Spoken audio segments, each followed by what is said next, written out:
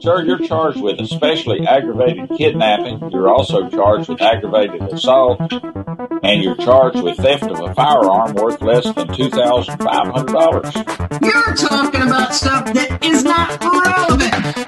Hello and welcome to the Court of Public Opinion. I am the Recovery Addict, and boy do I have a case for you today. Why is the dog chewing on this guy? I think they have got the wrong guy there. Got the wrong guy, and the dog was biting him. He roughened him up quite a bit. There's a lawsuit. This is the next search on February 28, 2020, 7:44 p.m. How, does the FBI find people? And people is misspelled P-E-O-O-P-L-E. Did the defendant find out how the FBI finds people in this case? Oh, she found out.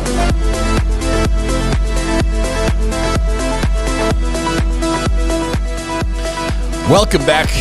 Welcome back to the Court of Public Opinion.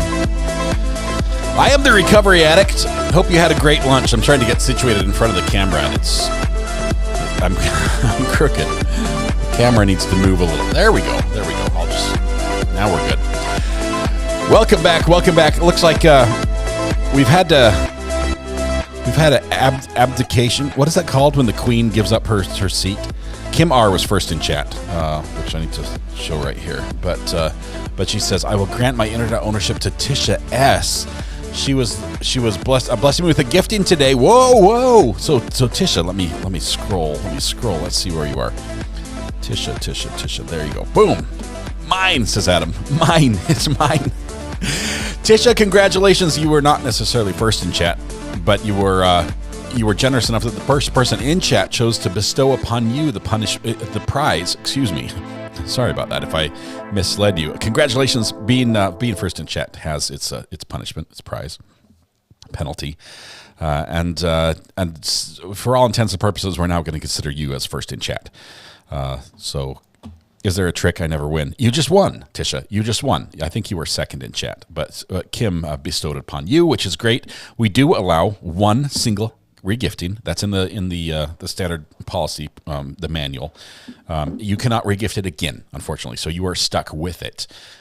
It's like a white elephant gift that can be regifted one time. So now you are the winner today. Congratulations. This on your record will look as if you were first in chat. There is no distinction between being first in chat and being regifted the internet. So for all intents and purposes, you were first in chat today. Congratulations, Tisha. If you would like to commemorate this occasion with a certificate which is worthy of framing for the low fine of 50 cents over on the merchandise page, on the shopping page, you can order that yourself and download it and fill in your own name, because we are that. That's just how we roll. It comes pre-signed, but you have to fill in your own name. All right.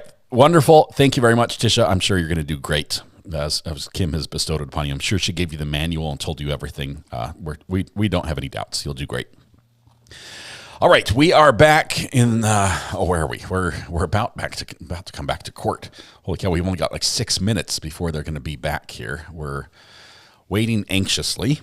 Let's see. Let me reset this and that. I think our audio. I need to turn on this one. Little equalizer, low pass, high pass filter, a little bit of a limiter.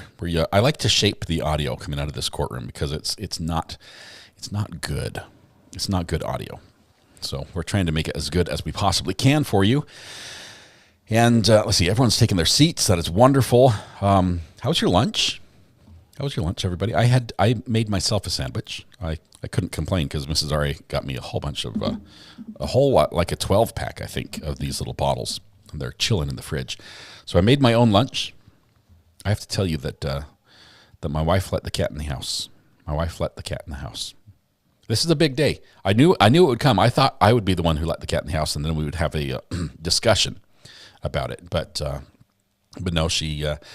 It's beautiful weather out here, and she's like, we've been cooped up in this house for way too long. Let's just open all the windows and doors, and just let the sunshine and the breeze through. And she did, and the cat saw the opportunity and was mid living room rug when Mrs. R.A. spotted the cat, and she said, out, and the cat went straight out of the house and across the street. And it's finally come back, but it realized it was not where it's supposed to be. So the first time, it's a little rough, but there will be other times. The cat will be in. We'll see. Let's see. Did he rattle all of our new HDMI cables for safety? Oh, hang on. Can you guys entertain yourselves for just a second? I was going to show you these. Just one second. Let's find some music. That's not it. A little further. Let's do the cat one. Let me get the cables I was going to show you.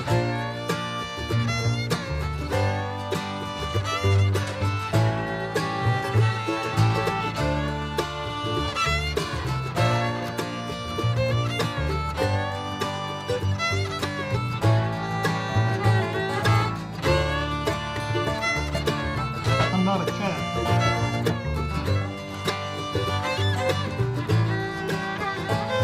Okay, it was quick. It was just in the hall out here. So today I got these cables, these 4 HDMI cables. I have one more that's coming that's not here yet.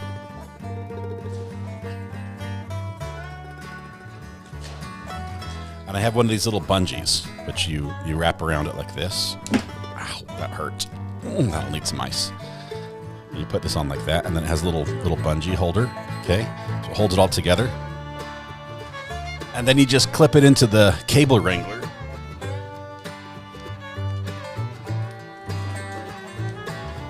Which is right here. So these are the cables I'm not currently using. So in addition to these, I've got like 47 cables that are running the show right now. And that weighs close to like 35 pounds. So in addition to what's on there, I'm going to be unplugging most of these and bringing all those cables with me. When I say I have all the cables, I literally, anything, any audio, any video equipment that needs to fit and communicate with some other audio or video equipment, I can make it happen. And as they said in court the other day, 2 is 1 and 1 is none. So I've got duplicates of everything as well. So yeah. It was like arm day holding that thing up. All right. So yeah, the new cables are on the cable wrangler, so we're good there. All right, I could open a Radio Shack. I put them out of business. They ran out of inventory. I bought it all. Creative B says you have excellent cable management. That's because you can only see this side of the table. The other side of that table, right over here, looks like I took all those cables and threw them up in the air a couple dozen times and then just dumped them down the side of the table.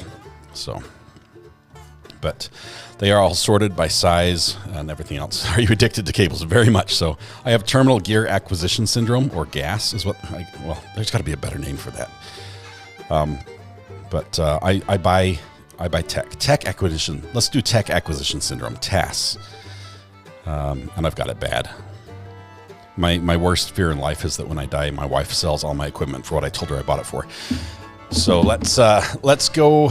We're getting ready to go back to court. Let's see. I think we're going to be in this court today. That's it right there. All right. I think it's moving. Do you see the flag move there? It looked like the wind was blowing just a tiny bit on the flag. I couldn't tell. Anyway, Charlie, yes, you picked up that one. I need a different terminology. FOMO, fear of missing out, fear of missing cables. What's the name of the song with the fiddle playing? This is called Cat Searching, but there's another name, and I don't remember what it is. It comes from the YouTube library. It's a good one. We've used it many times. It helps calm me a little bit. We have a couple messages. First, Tisha S. gifted a membership. We know that went to Kim R. Congratulations, Kim, and thank you, Tisha. And then Karen Settles, welcome to the gallery. New month, looks like the second month of support there. Karen, thank you so much. That is important. That's why the channel is able to keep doing what we do, and I do appreciate all of you who support us in that way. All right, so I have to repin the message. Where's Tisha S? We need just one of her comments needs to be up there. So let's see. There's Kim R. I'm searching. Tisha, you got to talk. We've got to be able to guilt you into internet ownership here somehow. Somebody just sent me a video of roaches fighting. I don't know who won. Purple Haze Pickles is doing well. Had a first jaunt into the living room, and then a quick jaunt back out again. But other than that, Other than that, doing it. There we go. There we go. I mean, that's the one I'm looking for, Tisha. Thank you very much. Are we going to address subject matter jurisdiction? Okay, replace pin message. We have to remove Kim's name because she re-gifted it to you. Susan T, welcome to the gallery. Thank you, Susan. Don't miss the Thank you. Trees. Wonderful to have you join us as a member. It's a one-way door, so you can never leave. I hope you read that in the fine print early on. But help yourself to the emojis and type exclamation point seat to get a reserved seat in court. We are 1 minute overdue. Coming back from lunch. We have a call coming in, too. The zombie apocalypse may be upon us. Call from Callie. Hey, Callie, this is RA. How are you doing? Scott. Hey, what's up? I'm just trying to recover from the snow witness. Okay. Was everyone else screaming? Is everyone else just like, I'm speechless and screaming at the same time? Her entire testimony, like that's it. That's all they have. This woman that looked at something for 5 seconds and threw it out. And there's no hit it in one hand as she was walking by the cops because she didn't want to get in trouble, and then threw it away. Yeah. Holy. Yeah, I think that charge is not going to stick. I think they would have had better luck getting a guilty on that without that witness. Honestly, I'm more power to her. I mean, an addict in recovery, I love that. But it just didn't. If that's all they have, it's tough. It's in me, and like maybe I missed it because I just blacked out for a minute. But did they say like? So I know Carrie texted her because she never reported it to the police. But then Carrie texted her whenever, but did they ever say how Carrie even got around to texting her? Why she even had this in her, like, had this idea? Because the texts are they're vague as fuck. You know what I mean? Sorry. Yeah. There was something in there that. Sorry. Something you said something about a truck. I missed. No, just kidding. Yeah. That's. I don't know what to say. That was a weak witness. They need to finish stronger than this to get a conviction there. Yeah, no, that's it. That's you've got a couple texts that say, "Hey, I want my stuff. Give me my things." Right. And she's like, "I had this little clear baggy, green baggy powder inside." Right, that she looked at for 5 seconds and then threw away and then never reported it. Yeah. But then, how did the prosecutor? A year and a half later, they found it when they went through the phone, got the text messages, and they're like, "Oh, what stuff are they talking about?" And she's like, "Oh, it was cocaine." God. So what are we? I can't. I'm going to need you to edit yourself just a little bit. Calm down. Oh yeah. No, I'm sorry. You're good. I'm sorry. I didn't think I was together. I'm sorry. No, you're good. No, I'm just like, wow. It absolutely has to get dismissed. And I know the other day when I spoke to you the other day, I was like, her lawyers are doing really good. Her lawyers are so bad, and the fact that this even made it into a trial, like I can't believe it. Based on this, on nothing. Oh it's my crazy. God. We'll see what happens. I think we're going to see the best of Mr. Bowles this afternoon with this witness. Yeah, with Destiny, right? Yep. It's gonna be good. Thank you. Thank you so much for. Yes, we're all yelling at our TVs. Sorry for bleeping. No, you're good. Thank you for the call. I appreciate it. We'll see you. Thank you. Bye. Bye. All right, let me post a link here. You said, where's that wire holder? This is something I swear by. Cable Wrangler. And then yes, this is an Amazon referral link. So if you do purchase one, I think I get like 20 some odd cents. Doesn't cost you any extra, but Amazon just gives me some of that out of their profit, which is great. But these are great gifts for anyone who has a lot of cables to carry around. If you have a junk drawer and it has a bunch of cables in it, like wires and adapters and things, these are phenomenal. They really are, and it comes with all the little loopy things. It's really good. So I think I'm about ready for a second one because this one's, I think about 40 pounds is the weight limit on one. But good stuff. I love it. Love it. All right.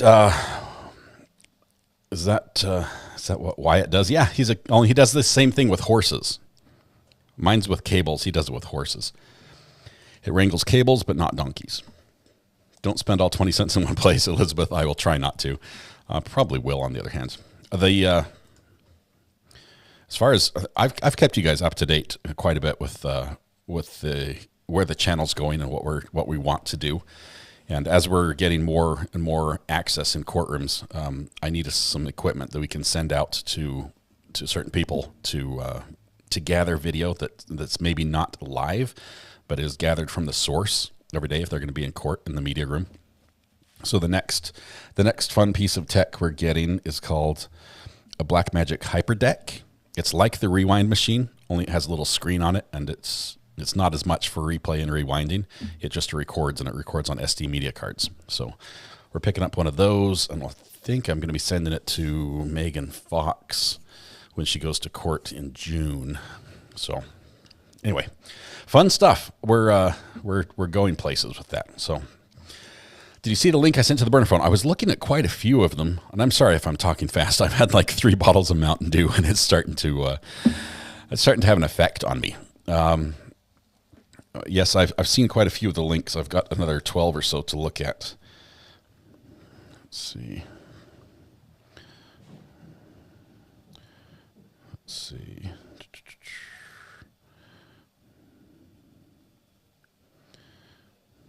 All right. We're good. I'm just checking all the chats.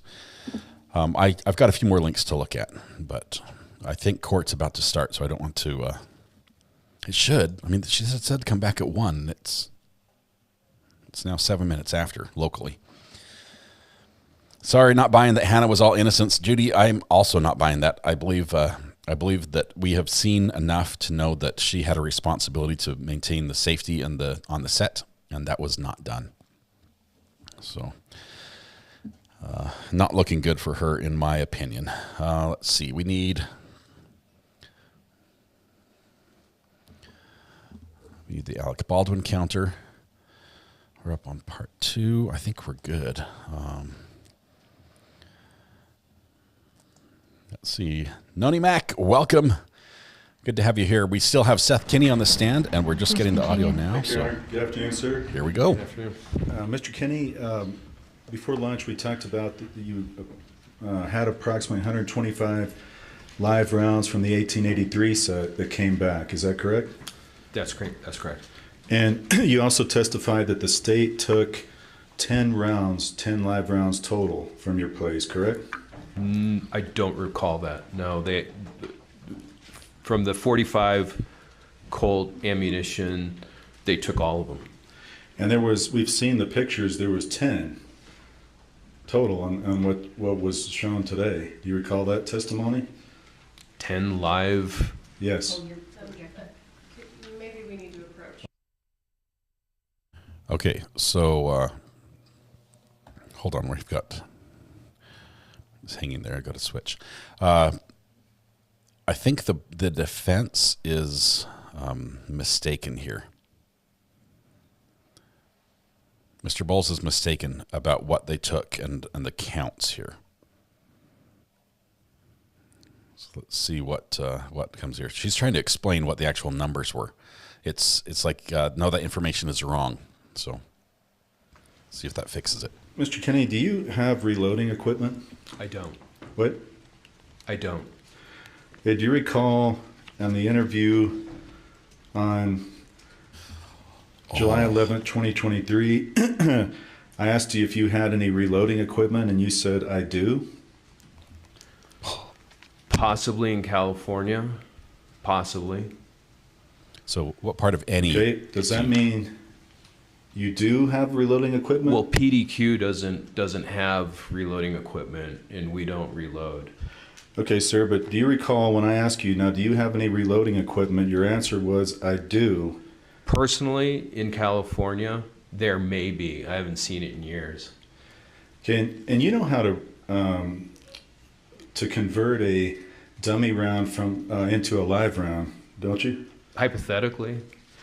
Yeah, because hypothetically, don't you recall telling Detective Hancock that if the camera crew, and let me just get the wording so I don't misquote it.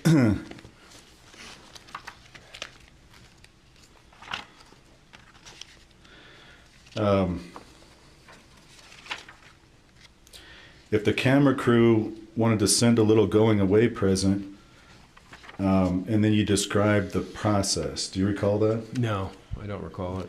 If I showed this to you, would it refresh your memory? Sure. He needs, at this point, he needs to say, no, it won't. Reading things does not refresh my recollection.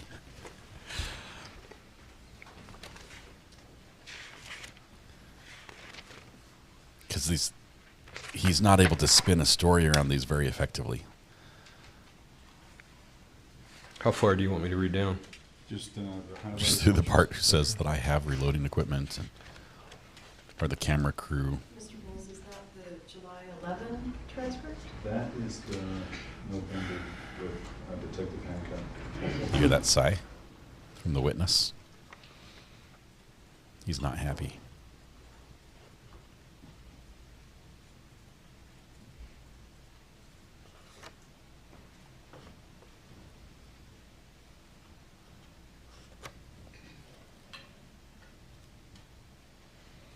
I'm going to pin the witness. Hang on. Sir, does that refresh your memory? It does.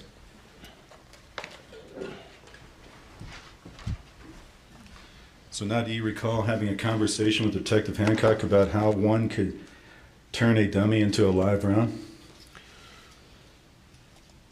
Yes, yes. And can you tell the jury, how would you do that? Well, the easiest thing would be to have reloading equipment press out the inert primer. And first, but if we imagine a dummy round where the bullet is actually pressed into the case, and you had an inert primer, you'd need a fairly complicated setup of reloading equipment. You need either a kinetic bullet puller to remove the bullet from the case. If you used a set of pliers, it would mangle the bullet and prevent seating afterwards in a die if you had reloading equipment. So you'd have to somehow remove the bullet from the case. We're assuming there's a BB or a #2 lead shot rattle that would have to be removed. You'd have to have a decapper to press out the inert primer. And then you could use the same bullet, assuming it wasn't mangled, and you'd have to have a live primer and a charge of powder, and then be able to have the appropriate dye and seat it to the appropriate depth, as well as putting in, again, the fresh primer, the primer primer installer. Okay, and then you'd have to get the proper amount of grains of powder in there as well? Yes. Okay. And what would that generally be? Well, historically, I think in the pre-1900 era, it would be roughly 28 grains of powder from memory, if that's correct. And then it depends on the powder as well, all the way up to the case capacity, which means essentially you fill it up all the way and maybe even press the bullet into the case so it's compacting the powder. Okay. Now, sounds risky. I want to go over something you said before lunch on the leathers.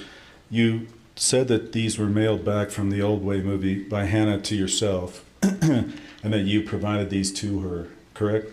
Yeah, they were shipped back via FedEx. And they were shipped in a box from the Old Way, and then you never removed them from the box, correct? That's correct. So, but then, would you agree with me then that those leathers were then used on the Rust set? I don't know that.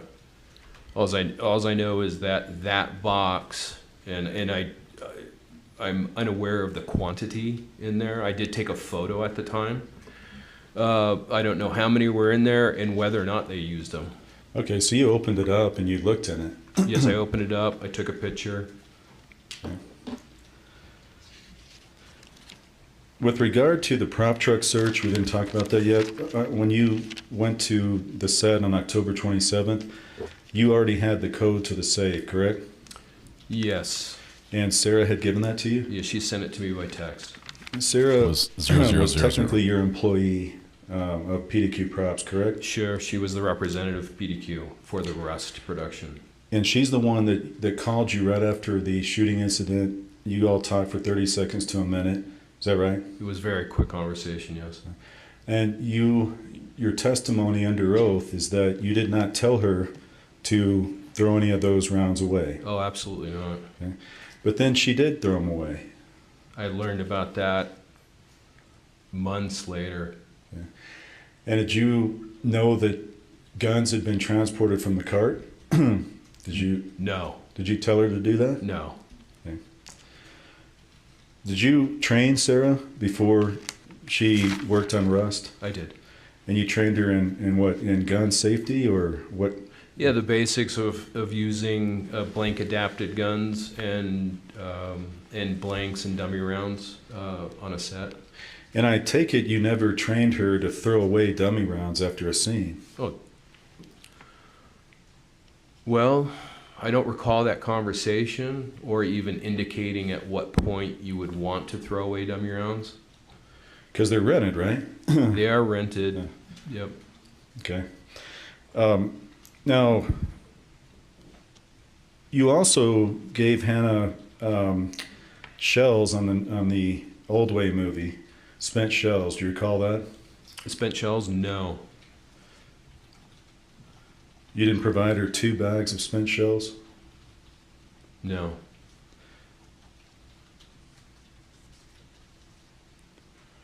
You knew that Joe Swanson loaded Trail Boss type powder. That's one of the powder he uses, correct? Sometime after a meeting with Detective Hancock, trying to trace down the origin of the live rounds found on Rust, that was part of the questioning that I did call him and say, do you recall? And don't get into what he said. Okay. But your impression after it was that. Did he say your Baldwin? understanding is he loads Trail Boss powder. Yes. Okay. You also remember telling Detective Hancock after you called Troy Teskey that he was willing to provide a box and a half of reloads, the same batch from Joe Swanson? I remember that conversation. I don't remember the quantity of which he was willing to provide. Okay, so in any event, whatever the quantity was, you knew that Troy Teskey had rounds from the same batch of live reloads from Joe Swanson.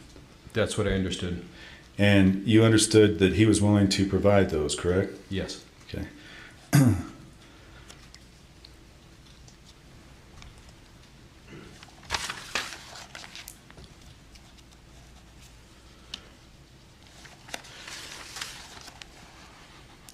Okay, I want to show you, sir, some of the pictures that have been introduced, and I want to go over these with you.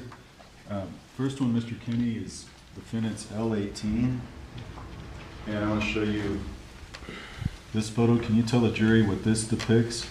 It depicts a shelf at PDQ's office in Albuquerque with a blank supply. Okay, now I want you to look at the box at the top. It says, let me see if I can zoom in, 30 Mauser. See that? Yes. Does that appear, the font, similar to the font on the box that we saw earlier? It was in Lieutenant Benavides' vehicle on the set of Rust? Well, I recognize that as a Joe Swanson label. And you have Joe Swanson labels then in your business, correct? Yes. Okay. Now, the other thing that I've noticed on some of these photos, and I'll show you, but that some of them have JS, some of them don't. Is that a fair statement? I noticed the JS. I don't notice when it's omitted. How do you get those labels? Do you make those labels? No, that's all a Joe Swanson manufacturer and supply. Okay. I want to show you defendant's L15, and that's, we've seen this earlier on a different angle. This is more of a close-up. What are the boxes to the right of the shelf? There are... That's where he has a camera. There are, well, I know that shelf fairly well. There's a mixture of, on top, we've seen a collection of what appear to be 12 gauge blanks. Okay, and then how about the boxes underneath? And I'm gonna point to these boxes in here. Yeah, more blanks stored in bulk. Just stored together in bulk?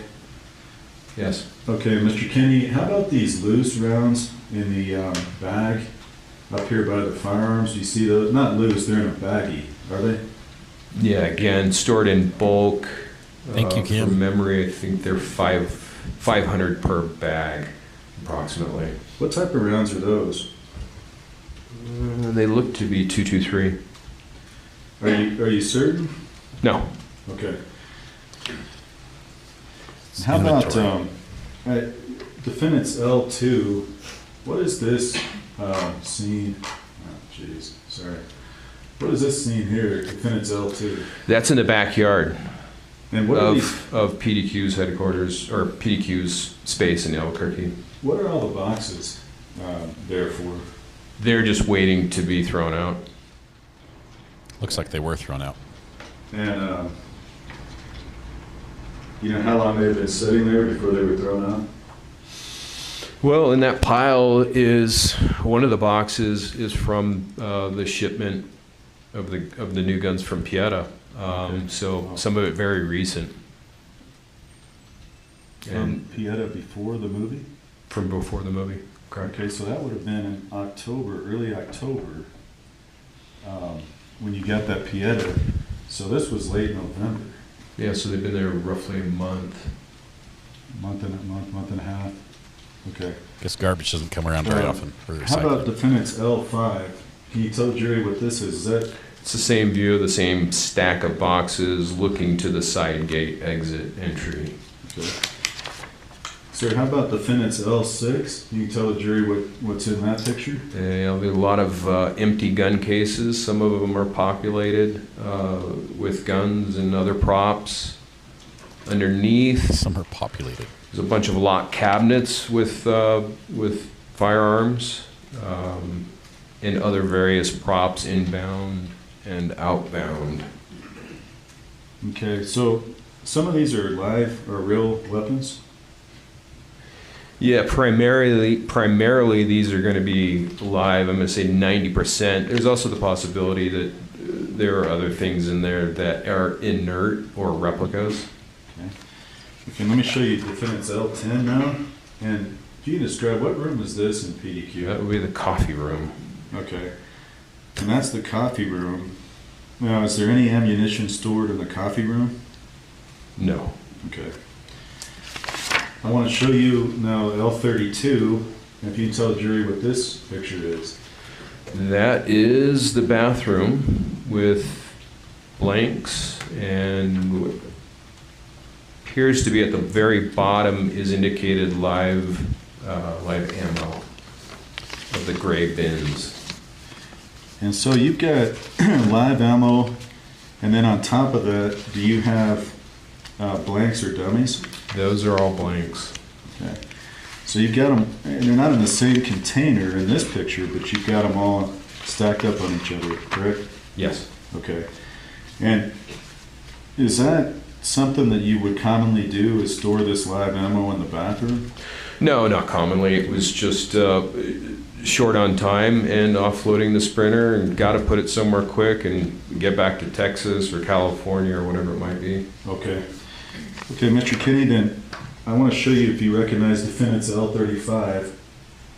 That's a box that says 45 LC. Do you recognize that? Yes. And what is that? That is a box that that I populated with Thale Reed's 1883 Cowboy Training Camp live ammo. Okay, now on that particular box itself, it's not marked live, is it? No.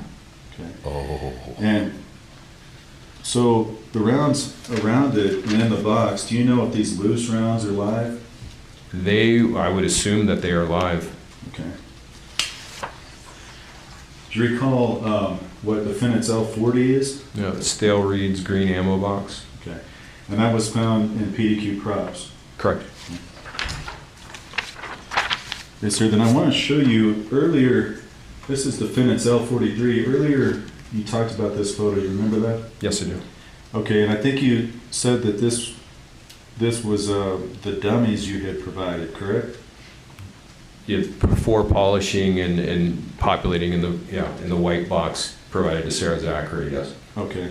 Now, as you look at this photo, this round up here, isn't that a blank? Yeah, that's a spent blank. And then how about this round right here, right where I'm pointing here? That's another spent blank. Okay. So this was not all dummies. This also had spent blanks in it. Correct. Okay. Now the sheriffs did not seize this. They did not seize these at the time of the search. Were you aware of that? Yes. Okay. I want to show you defendants D. And if you can tell the jury what this is? That's a maintenance bench. A bench to do what? Maintenance of firearms. I think we're going to spend some time on this one. So this is where you maintain the firearms? Yeah, there's gloves there, and you have some cleaning products. That would be one of them, yes. What are these rounds down here? They look like shotgun shells, but what are these? From memory, that was a project on a previous film. Okay, and then you have rounds in the back here. Do you know what those are? I can't see It's hard to see. Okay, I see dummy blanks. Shall I circle it? Yeah, thank you. Okay. Right there. Yep. It says 45 ACP dummy blanks. Now, when you say dummy blanks, is that another type of round, or are there dummies and blanks? Instead of chambering a dummy round, it's better to chamber a dummy blank in inert one-piece extrusion, and it's a safer way of doing it. If we have call at some point in the action where somebody needs to chamber a round that is inert. Dummy rounds are problematic in semi-automatic and automatic firearms, and if upon repeated chambering, the components can come loose. So Joe Swanson came up with this invention, which is a dummy blank. Dummy blank, okay. And what is these tools in the back, the yellow and green? One is an Allen wrench set. The green one is a Torx set. And what do you use those for? Again, it would just be, actually, the yellow handled ones are used commonly to attenuate the flash of semi-automatic and fully automatic weapons. Defendants B, what is that equipment or device right here? Those are a pair of vices, small vices. Is that your gun maintenance table as well? Yes, it is. Okay. Now, defendants S, is this, you recognize that? I do. And is this your box as well? It is. Are those live rounds? Yes. Well, the box, I remember writing 45 long Colt and thinking, this is odd not to write dummy or blanks or specify what it is. It's 45 long Colt because it's 45 long Colt live. And I don't need to write live, it's just live. 45 long Colt, okay. Yeah. And defendants V, can you tell the jury what that is? Those are Joe Swanson blanks. Okay.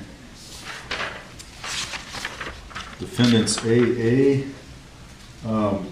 again, we have those Mauser boxes at the top of that font, and that's a Joe Swanson font, is that right?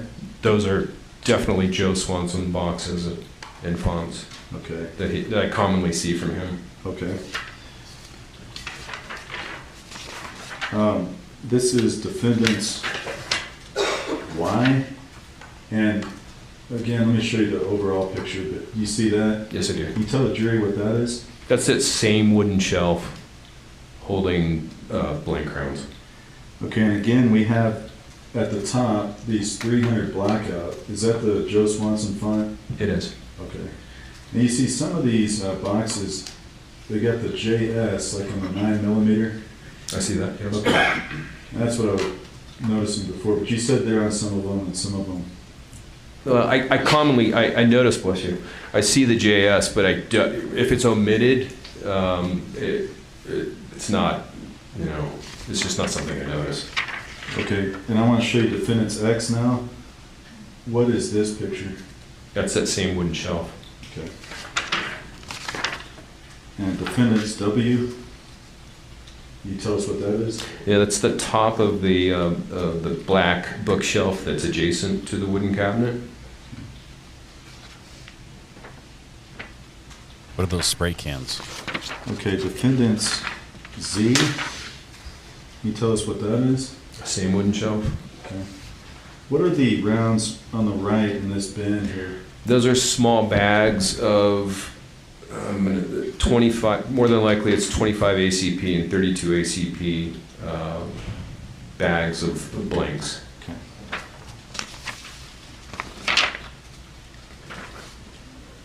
Defendant's U, again, these tools. It's the same, same Allen wrench set and Torx wrench set on top of the maintenance table. Okay, defendant CC. You see that? I do. And this box over here, is that a Joe Swanson? It is. Okay. And these spent shells, what are those? What caliber?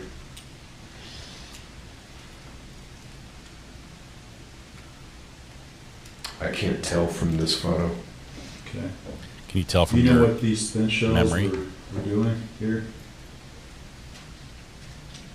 I don't recall. Those are the kind of thing that can be reloaded, correct? Yeah, unless a case is torn or it's become brittle and started to fracture, you can reload it. This is defendant's T, and that's, is this the live ammo from 1883, that box? It is. Okay. Now I want to show you defendant's N27, and I'm going to show you that upright, but then I'm going to turn it around. Is that your writing on the blue box? It is. Okay. And defendant's N29, is that same box? It is. It's one side or the other. Because, yeah, both have a label just like that. Okay. Both ends. Okay. Now, a couple more questions on the prop truck that I forgot to ask you. When you were going there, do you recall telling Sarah to put a piece of tape over the safe? Yes. Okay. And what was the purpose of that? Well, I wanted to make sure that nobody got into the safe before the law enforcement showed up.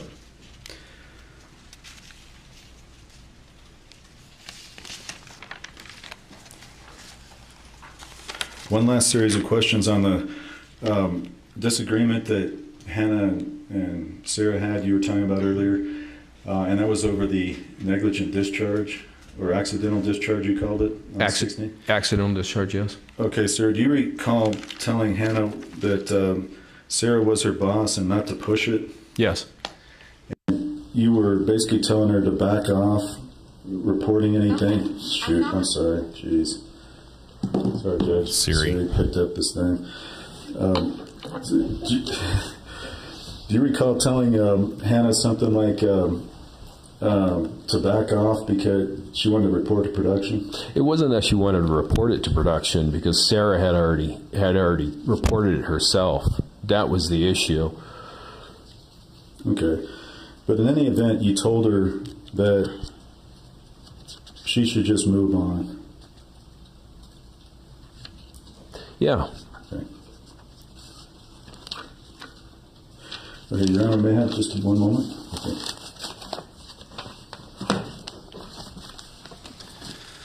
All right. Rob. This is so bad. His piling system is terrible. Is terrible, and he's got ammunition, spent shells, blanks, live rounds. It's just the bathroom. Thank you, Your Honor. No further questions. That was the most convenient place to put stuff, was the bathroom. Yes, Your Honor. Yeah, that looks like a reloading table. Let's see how they rehabilitate the witness. She's often swung and missed on these questions. She's ditched the long coat. It has been very chilly in the courtroom, so.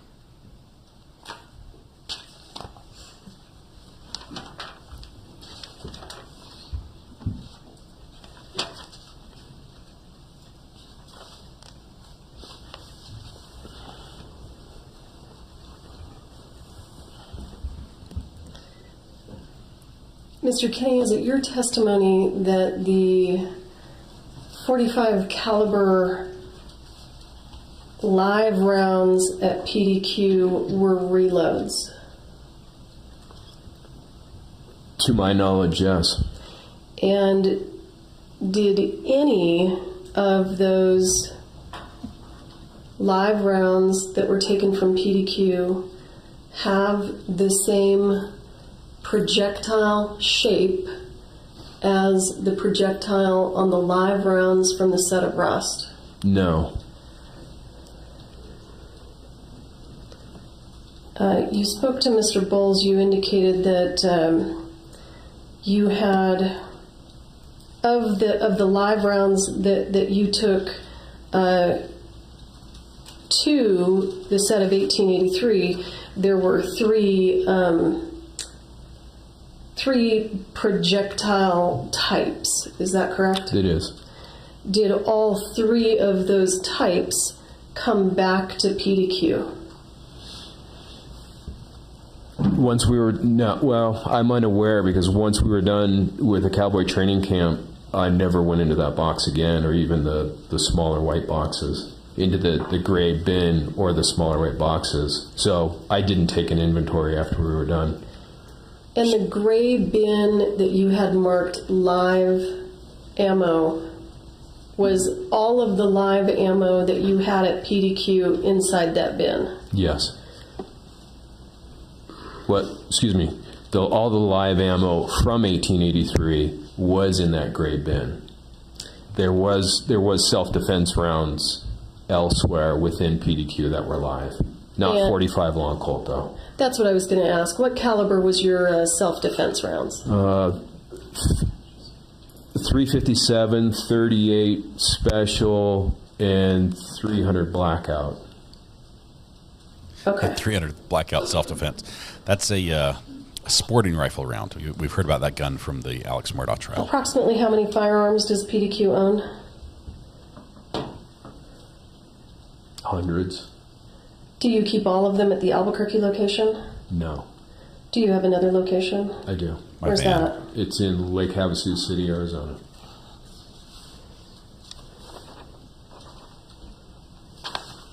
You were asked a series of questions about primed cases.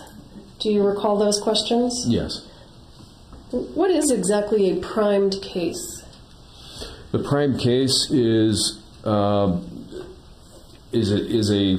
case. Could be a shotgun shell with just a primer, but we differentiate a prime case from a blank in that there's no additional charge of gunpowder to make a report, a noise, a bang, or a puff of smoke. And so it's a good training tool. It's a loud cap gun when it goes off. It helps initiate action on a set where there needs to be choreography of movement. And if you add talcum powder, it provides a bit of puff to it. So a primed case is just simply an empty brass, I'm going to suggest brass, I know it doesn't have to be brass, shell casing with a live primer. Is that right? That's correct. But it has no gunpowder. No gunpowder. And it has no projectile. Definitely not. That would be a live round. Can a primed case kill someone? It can lead. Yes, it can. In a number of different ways. How would that happen? Well, in the Brandon Lee situation, a prime case, initiation of the primer was enough to deliver the bullet, the projectile, into the barrel, causing what's called a squib load. And in that instance, what happened is is the prop crew was unaware of what had happened. They emptied what were supposed to be dummy rounds, and they were not, because the live primer thus makes them something other than. But let me ask you this. In order for a primed case to hurt someone in the manner that you're describing, such as the incident with Brandon Lee, there has to be a projectile somewhere, right? Yes. And in that case, there was a projectile lodged in the barrel of the gun. Correct. Okay. But the primed case itself, just the empty casing and the live primer, that's not going to kill anybody. Highly doubtful that it would. Cause injury, yes. Okay. You said that it sounds like a loud pop gun. It sounds like, it sounds like a loud cap gun. Cap gun, I'm sorry. Because the primer has a small amount of explosive substance, and it's that lights the gunpowder that emits the projectile, correct? That's correct. Somebody was paying attention to the plastic dummy round in previous cases. Were all of your 45 long Colt caliber live rounds that you had at PDQ, were they all taken by the Sheriff's Department? Yes. You were asked some questions about Starline brass casings. Is Starline brass a very common casing? It's one of the primary sources of cases for Joe Swanson, but I've come to learn that even the Santa Fe County Sheriff's Department uses it as one of their duty ammos.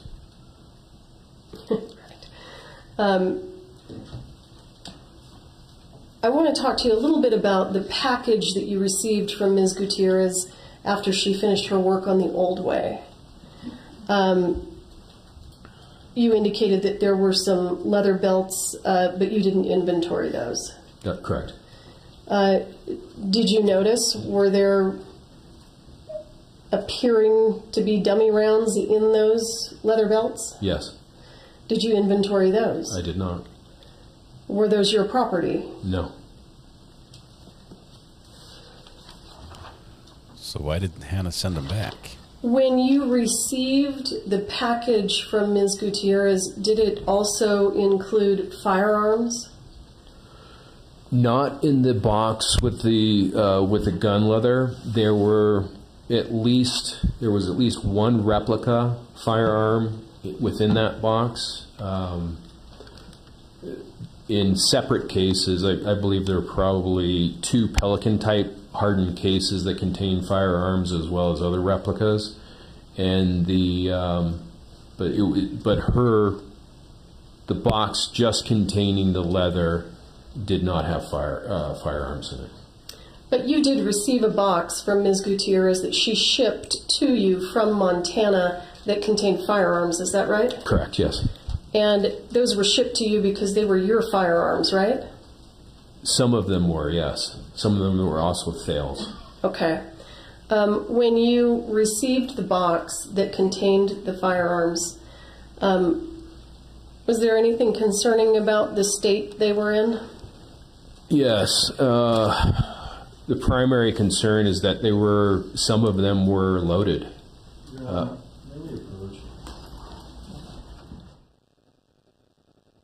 Ooh. Shipped the guns loaded? I think he's talking about dummy rounds, but they're not good. Not good. Man.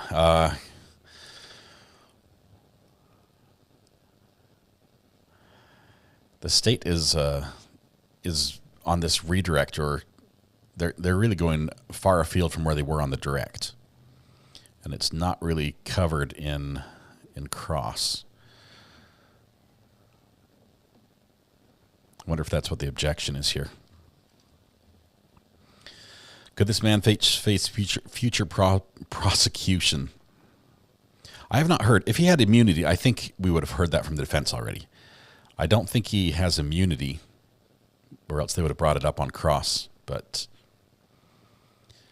I also don't think he's going to be charged. It's just too many steps away to for the people who are actually accountable. All the gun belts were shipped loaded, right? All the way from Montana. Loaded with dummy rounds. Does he have employees or just a one-man band? I think he let everything get on top of him and sent the wrong thing to Hannah and failed to check. I haven't heard. I know she had at least Sarah was working for him.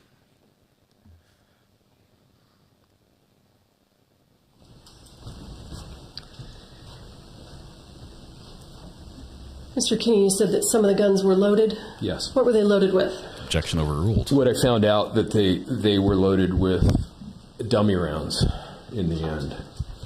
And why was that concerning to you, that the guns had been shipped to you loaded with dummy rounds? So whenever you're ready, I'm ready. Okay. Well, because the assumption is that one, guns are always loaded unless you verify that they are not, and two, that rounds are live unless you validate that they are dummy rounds. And the fact that a couple, I believe it was from memory, a couple of revolvers were loaded with rounds leads me to default that I have to assume these are live rounds until I validate that each and every one of the rounds are dummy rounds and that the guns are completely empty. So there was some sweaty palms that moment. Okay. I'm going to shift gears here. I'm going to show you what is already in evidence as State's Exhibit 168.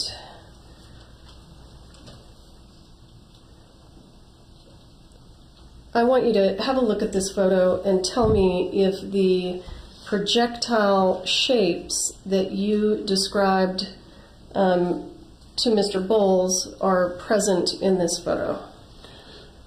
It looks 99% are semi-wad cutter bullets. There's an oddball right in the middle of the photo.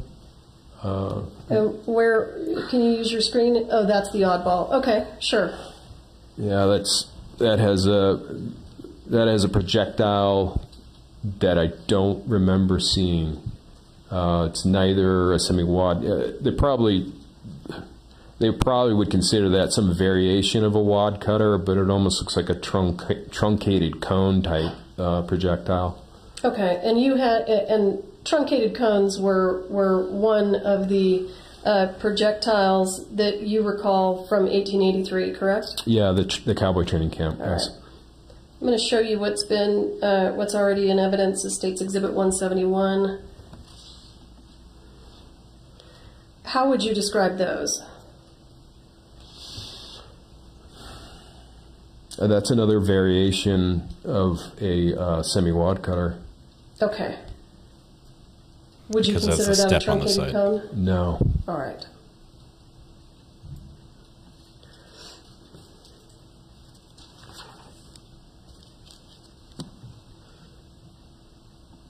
I'm going to show you what is already in evidence as State's Exhibit 57.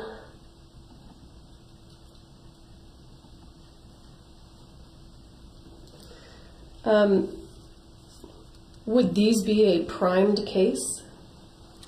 Well, I can't see what's on the opposite end away from the nickel primer. Is there a projectile on the end? For the purposes of this question, let's assume that there is no gunpowder in those casings and there is no projectile at the other end. Yeah, I would call these a spent case because the primers have been hit. But at the same time, we have to assume that any primer is potentially live, even though it's been struck, because it could be a hard primer. But easily, commonly, if somebody, the layman took a look at this picture and said, well, what is that? I would say a spent case, casually. But I would not make a dummy round out of that. Sure. In order for a primed case to be a primed case, it has to have an unstruck primer, correct? Yes, and we assume that it's not an inert primed case. If we're saying, what are we need to initiate some kind of action with the least amount of noise, I would call up Joe Swanson and say, I need a box of 50 prime cases. Okay. But those don't appear to be that to you, do they? They don't. I don't know what that is, to be honest with you. It could be in the providing weapons and blanks and dummy rounds to production for film. I don't know what that is. I mean, casually, I would say, if I was just a shooter out there, I would say, no, it's a spent case. Right. It looks like a spent casing. Yeah. But you're under oath here in court. You still stand by that? I would say yes. All of the dummies that you provided to the set of Rust, the 45 long Colt dummies that came directly from you, did all of them rattle? Yes. Did you provide any dummy rounds to the set of Rust that did not rattle? I did. Which ones were those? Those were the 44 Henry copper-plated rounds. And those are completely different looking than any of the 45 long Colt dummies, correct? Correct. They haven't made 44 Henry since the pre-1900. So the 44 Henrys, how do you know that those are dummies? Well, they don't make them anymore, and how do you know they're dummies if they don't rattle? It's a problem. You assume that they're live. Then is there a hole in the side? How do you know it's a dummy? You don't. That's a problem. There's no hole in the side. There's no hole in the side. How does this help the state? Do you know whether or not? Did you say they were 44 70s? 44 Henry. 44 Henry. Do you know whether any of the 44 Henrys were ever even used on the set of Rust? No. You don't know? No. And to be clear, the 44 Henrys don't have a traditional primer. You cannot reload them. They're like a 22 rimfire. It's the same thing. It's just an oversized version of that. All right. Rimfire looks very different. You were asked some questions about how many times you called Detective Hancock. Why did you call her so many times? Just to aid in the investigation, whatever she needed, or if I found something that I thought she might want to see, or if I had any questions. It was routine for us to be in communication. Okay. You made a statement on cross-examination that you didn't want to work, I think it was in a text message maybe, that you didn't want to work with Ms. Gutierrez in the future. Is that correct? Do you recall making that statement? Yeah. Okay. Yes. Why didn't you want to work with her in the future? Well, the issue of loading a full load blank with a horse in the vicinity is a huge violation of an armorer's work. So why don't you explain to the jury what you're talking about, because I don't think that we've addressed that issue yet. Was there an issue that came to your attention with regard to the set animals and a full load blank? There was several days prior, and I don't know exactly when it happened. Sarah Zachary called to discuss a number of things, including her concern. And I'm gonna stop you right there. Oh, I got it. Yep. She's like, don't say hearsay. I caught it. Did you receive information that there was an issue with a full load blank and an animal? Yes. Okay, stop there. Generally speaking, explain to the jury what types of blanks are to be used around animals, what types are not, and why, having nothing to do with what happened on Rust. In general, we have several iterations of blank loads, and the idea is that we always want to use the least amount of noise and gunpowder for the effect necessary. And so if ultimately we could get away with using nothing but a prime case, that would be ideal. Sir, in terms of blanks, what are the appropriate size blanks to use around horses on a movie set? Horses and kids, no greater than 1/4 load. So is there a blank load that is less than a 1/4 load? There is 1/8 as well, yes. Okay. Why is it not advisable to use full load blanks around set animals? Well, it's frankly, it's considered animal cruelty. Wow. Okay, I will tell you this. I have many friends who are involved in hunting and use horses to hunt.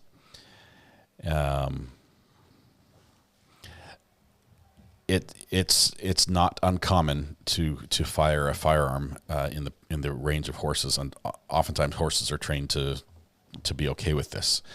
I don't know if the horse doesn't like it or not. I'm not going to get into that. But him going into the animal cruelty side, I think, is a little too much for this case. A little too much.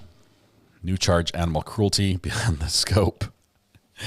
PETA's going to have a field day on this. All the horses voted nay on the bigger rounds. It's a bit much, and she's struggling here. She's trying to get a straight answer out of him, and he's wanting to be so verbose and sort of pad his answers so much that she's struggling to get the answer, and she almost had to object to his response there and ask the question again because he missed it.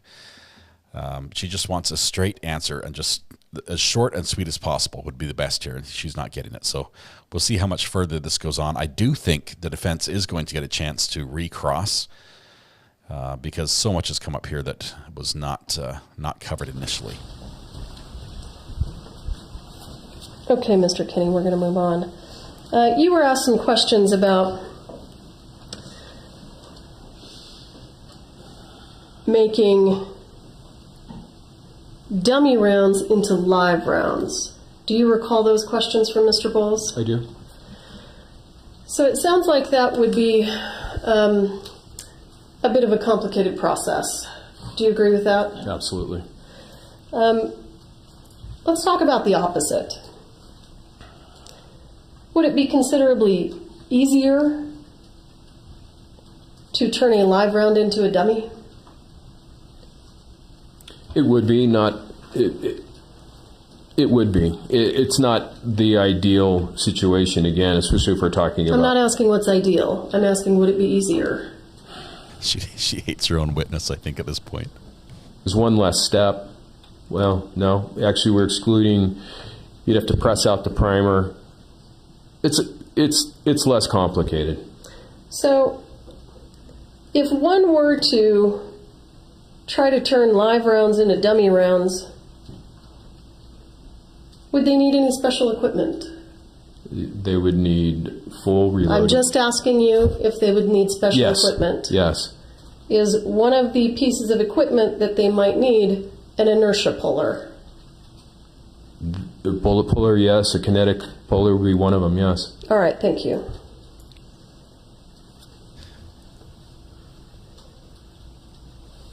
You were asked some questions about your training of Ms. Zachary. Did you train Ms. Zachary specifically on how to handle a single action Army revolver? No.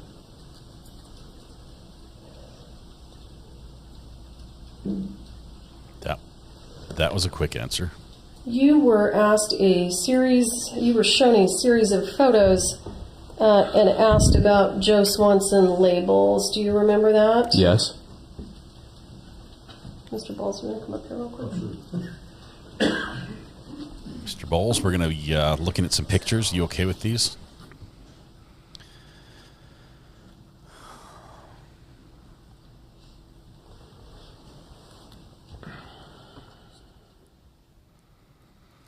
They're going to talk over, see if there's no objections. I doubt they're going to have objections. These are all pictures that are going to be probably from PDQ, possibly some from the prop truck, or maybe the cart. But that's all. The only place we have ammunition. So we get to look at more boxes of bullets, guys. Let's see how it ends up. All right. I'm going to show Mr. Kinney States Exhibits 193 through 208, and I don't believe there's an objection, and I would ask for permission to publish. No objection, Your Honor. Page 193. To what?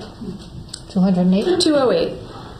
Is admitted, you may publish. So 15 pictures here. Now, Mr. Kinney, for the purposes of these questions, I want you to think back to the photo that you saw of the Joe Swanson box that was taken from the set of Rust. Do you recall the photo I'm talking about? If not, I'll show it to you again. The one on the prop cart, just to be clear. Yes. Yes? The dummies. Yes. Joe Swanson dummies. Yes. With the JS in the middle. Yes. And you indicated that you have never had a box that had that kind of label. Correct. So, specifically 45 long Colt. Well, let's go through them. States Exhibit 193, are those labels just like the one from the set of Rust? Well, no. 38 special, 125 Right. grain. It's not a trick question. Lead. How about these? States Exhibit 194, are those just like the ones from the set of Rust? No. Same question here, 195. We've got several boxes. If you need me to zoom in on anything, I'm happy to. No. It's, yes. No, I don't. Need you to zoom. Are any of those the same as the box from Rust? No. These, are any of these the same as the box from Rust? No. How about these? No. And that's, for the record, States Exhibit 197. States Exhibit 198, how about these? No. States Exhibit 199, how about these? No. States Exhibit 200, same question. No. States Exhibit 201, same question. No. States Exhibit 202, over on the left, same question. No. States Exhibit 203, same question. No. States Exhibit 204. No. Got like laundry on the ground. States Exhibit 205. Ammo. No. States Exhibit 206. No. States Exhibit 207. No. States Exhibit 208. No. Is that because you shipped all the ones you had? You testified that you provided some fake guns to for Rust. Is that right? Yes. Replica guns, yes. Did you provide any fake long guns for the set of Rust? No.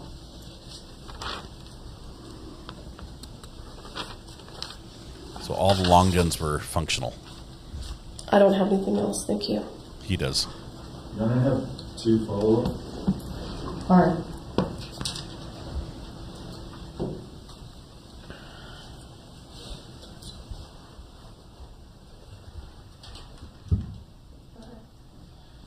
Mr. Kenny, just 2 follow-up. With regard to turning a live into a dummy, you talked about one piece of equipment. What other equipment would you need to do that? Well, you need a piece of equipment to press out the primer. You'd need, a press and reload it, and it installed with a proper reloading dies. You would need some way of measuring powder as well, potentially dispensing the powder. And then you need a piece of equipment to load the primer into the case. Turning live into dummies? You don't need powder. You should not have powder at all if you're doing that. Okay. Now, I think you testified that you didn't train Sarah Zachary on the use of the single-action revolver? Correct. And she was under your license, so was she not permitted to use that? No, she was permitted. Okay. Even without the training? Well, a cold gun, it's a good question. I don't recall going over, I just don't remember training her to check for safe on a single action army. I think, the thinking was, is Hannah's the armor. She's going to take care of it. Okay. But you did train her with regard to, I mean, you did certify her on your paperwork. Well, there's no certification. Okay. Not certification, but you did have her on your paperwork. Correct. Okay. All right, you're excused. Thank you, Your Honor. Next witness. Just 1 minute to check the list. Check the list, see if there's anybody else who wants to call. We may. Is the state ready to rest here? That's a crazy one to end on. Mr. Kinney. The state will briefly recall Corporal Hancock. All right. Terry, you doing okay? Do you need to ask him for a cake? She comes back up. Okay. Sort of. Something. What? I can't hear you. Mr. Judge, raise your right hand. Do you This is swear affirm Alexandra. under penalty of law that the testimony you'll give in this case will be the truth, the whole truth, and nothing but the truth? Yes, sir. All right, thank you. Also her second time on the stand. George, I think this person doesn't know.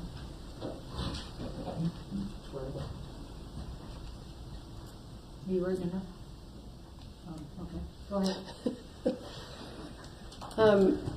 Corporal, thank you for your second round on the witness stand. As a sworn law enforcement officer, are you familiar with the crime of negligent use of a firearm? Yes. And what are the different ways that the elements of negligent use of a firearm can be fulfilled? Your Honor, may we approach? Yes.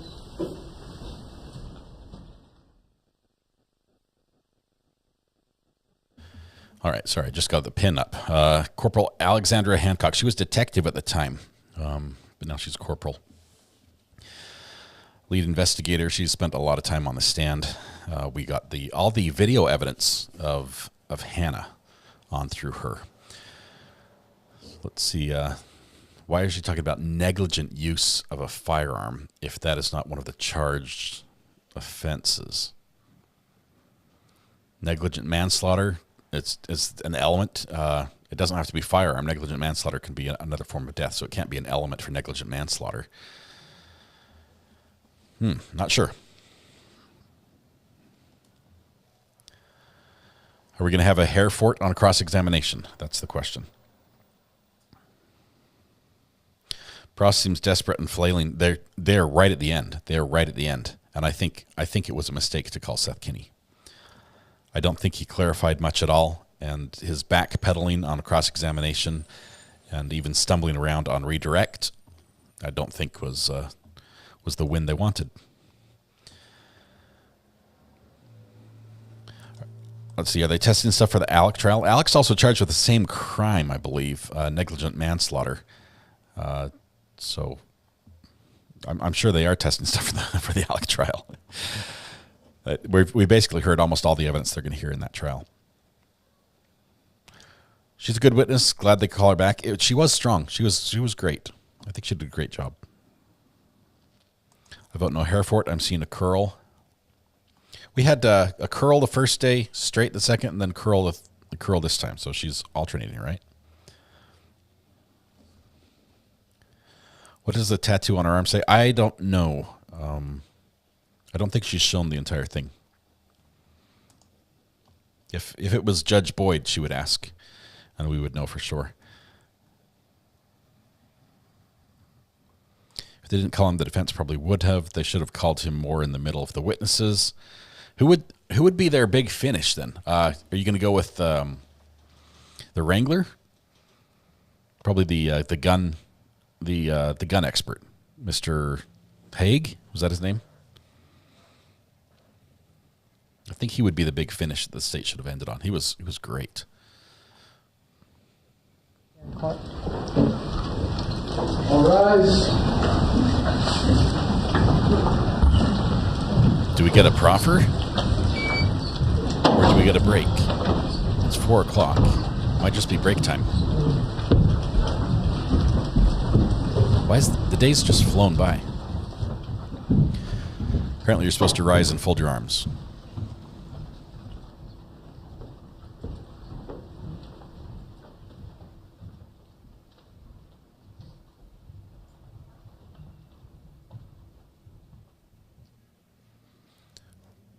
Jury's leaving. Wait for the door to shut.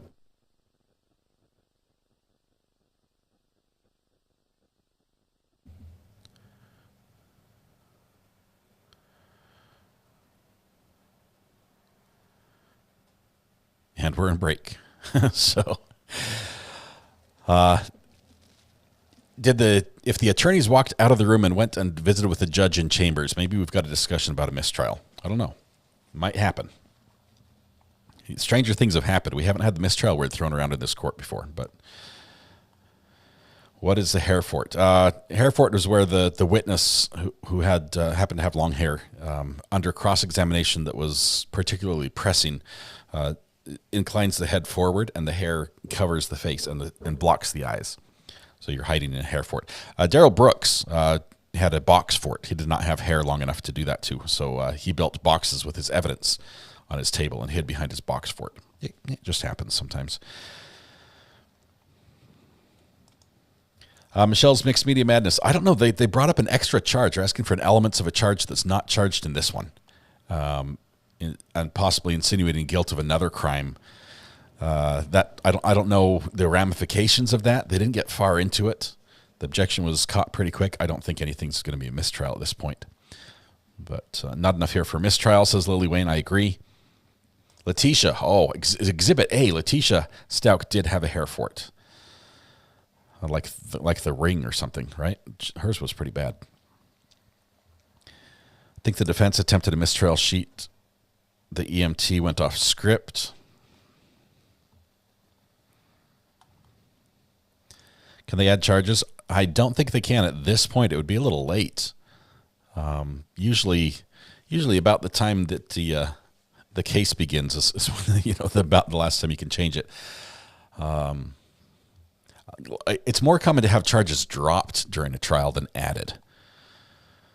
Look at, say, for instance, the Maya trial, which was, it's civil, but having elements dropped to there as they were ruled out during the trial, as the judge took things under advisement and made decisions.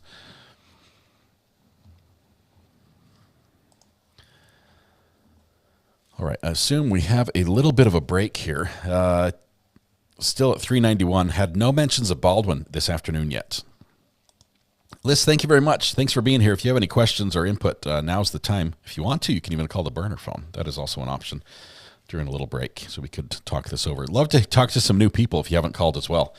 I still love the people who call a lot, but love to hear some new voices. Send someone with more experience. We could do that. They were asking because that's what Dave Hall's pled to. Negligent handling of a firearm. What he pled to and got 6 months of unsupervised release.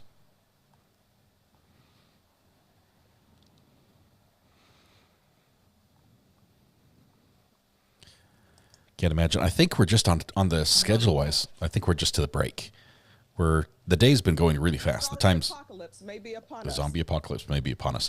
The day's been going really fast, so we're halfway to the break.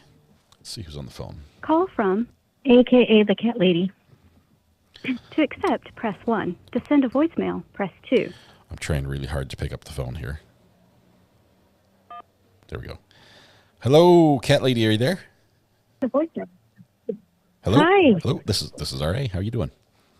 Hi. You have to I'm turn great. down your Hold volume. on, let me turn down the volume. So, all right. All right. What's on your mind? There we go. So I just don't feel like Seth moved the needle either way because he was so not credible. I think the jurors are just going to kind of be like, we don't believe him about anything. And also, go ahead. Why would the state call him in where he testifies to all this live rounds being in his building? I mean, it's just live round after live round. I'm sure at the very end they say, yeah, but the point was different, right? The tip was different. I think they wanted to prove that the box of live ammunition and it didn't come from him. I think that was the ultimate goal, but it was just it was a mess. It was just a big mess. I'm left thinking that it's possible that a box of live ammunition came from from Hannah's previous video to PDQ and then back out again. as a possibility. Well, didn't it match the picture that her dad sent her when she asked for a picture of the box that he had given her? Yeah, it did. So, I don't know. I feel like they should have put the armor on last. I mean, if we had not seen any of those videos that the armor presented earlier, and that was the last thing that they put on, that would have been super powerful. What do you think about this inertia puller issue? Do you think Hannah was trying to make dummies out of live rounds on the set? I do. We know that there was a shortage, right? And I think, well, it's either that or she wanted to be reimbursed for something. It's one of the two. I think there's a reimbursement thing, to get some sort of money. I don't know if she would charge the production more than she paid or what. I'm not sure. It was all going to be billed or paid to PDQ, but she was going to invoice PDQ for some of the rounds or something like that. Yeah, and I do think that PDQ was doing some stuff under the table with the production, because there's no way that's what was on those invoices matched what was given. PDQ's invoices and their inventory, there's no way they match at all. This is a mess. He's openly testifying that he provided stuff that he didn't invoice, and that almost that he invoiced stuff that he didn't provide. It's just like, are you just waiting to be sued? IRS is just going to come in here. Plus the whole federal firearm license thing. The feds cannot be happy about what they're hearing about what was going on here. But definitely not. All right. Anything else you want to share? No, I think that's it. Wonderful. Well, thank you. It's great talking to you. We'll see Great talking to you too. Yep. Bye. All right, bye. Let's see. We have Lego Lisa. Welcome to the gallery. Love the Lego name. Let's see. Welcome. We also have Susan T. Welcome to the gallery as well. I think yours is stuck up on the screen. I don't know why it didn't clear, but welcome either way, both of you. Okay, we have another Country 61. Call from Julia. Hello, Julia. This is RA. How are you doing? I'm fine. How are you? I'm doing just great. What's your thoughts on this today? I'm just about falling asleep. I'm here in Melbourne. I did send you through an email. I don't know whether you've had a chance to have a look at it. But there's just so many conflicting things going on in this trial. Did it just come in? Watcher, I've got nothing else to do. I don't know. I think Sarah. She doesn't like Hannah one bit. Okay, I got the email. I can't open it while I'm on the phone with you, or else it will play the YouTube video and then I'll get a strike. There's a lot of hard feelings going around here. Seth doesn't like Hannah. Sarah doesn't like Hannah. Hannah doesn't like Seth. And apparently a lot of people angry at each other, but not mad enough to do anything about it. Nobody. But Seth likes Sarah. Apparently, Seth and Sarah. We've heard rumors that they were closer, good friends. I don't know. Yes. But I've started going back and looking at some like the initial interrogation tapes and even Alec Baldwin's. And it's interesting because when Sarah had hers, she had a lawyer with her, like an attorney with her I think she only did one, I'm not sure. But Hannah went in, she waved her right, she chatted away. She seemed like pretty straight up. Like, I know that she was horrified by what had happened, but then she went back for another 2 interviews. I haven't checked all of those, but I was going to do a column and see which ones cooperated the others. So maybe there's a lot of videos, and most of them obviously are not going to come in here. I imagine some of them might come in Alec Baldwin's trial. We might see some more stuff in there, particularly his testimony and interview, which will be interesting to see, because the state has been trying to keep him out of this as much as possible. They want to focus on Hannah because they know that Alec Baldwin has some level of responsibility, even if it's just civilly. So they want to keep those he's already paid. He's already been sued, and he's already paid some people, I believe, because this was all going to happen, a year or so ago as well? Well, they charged initially and then lowered the charges and then dropped the charges in April and then came back and refiled them in mid-January. So it's been back and forth a little bit. And then dropped them again, didn't they? And then refiled? I think they only dropped them the one time. They filed initially, then reduced the charges, then dropped them in, and then a couple months later refiled. So. Yeah, no, it's really quite bizarre, but anyway, it'd be interesting to see how it plays out. Julia, how's the weather down there in Melbourne? We haven't had a summer. It doesn't feel like we've had a summer. It's starting to get a little bit of chill in the air, but the weather, Melbourne is funny. Like, I'm originally from Perth in Western Australia, where it's super hot.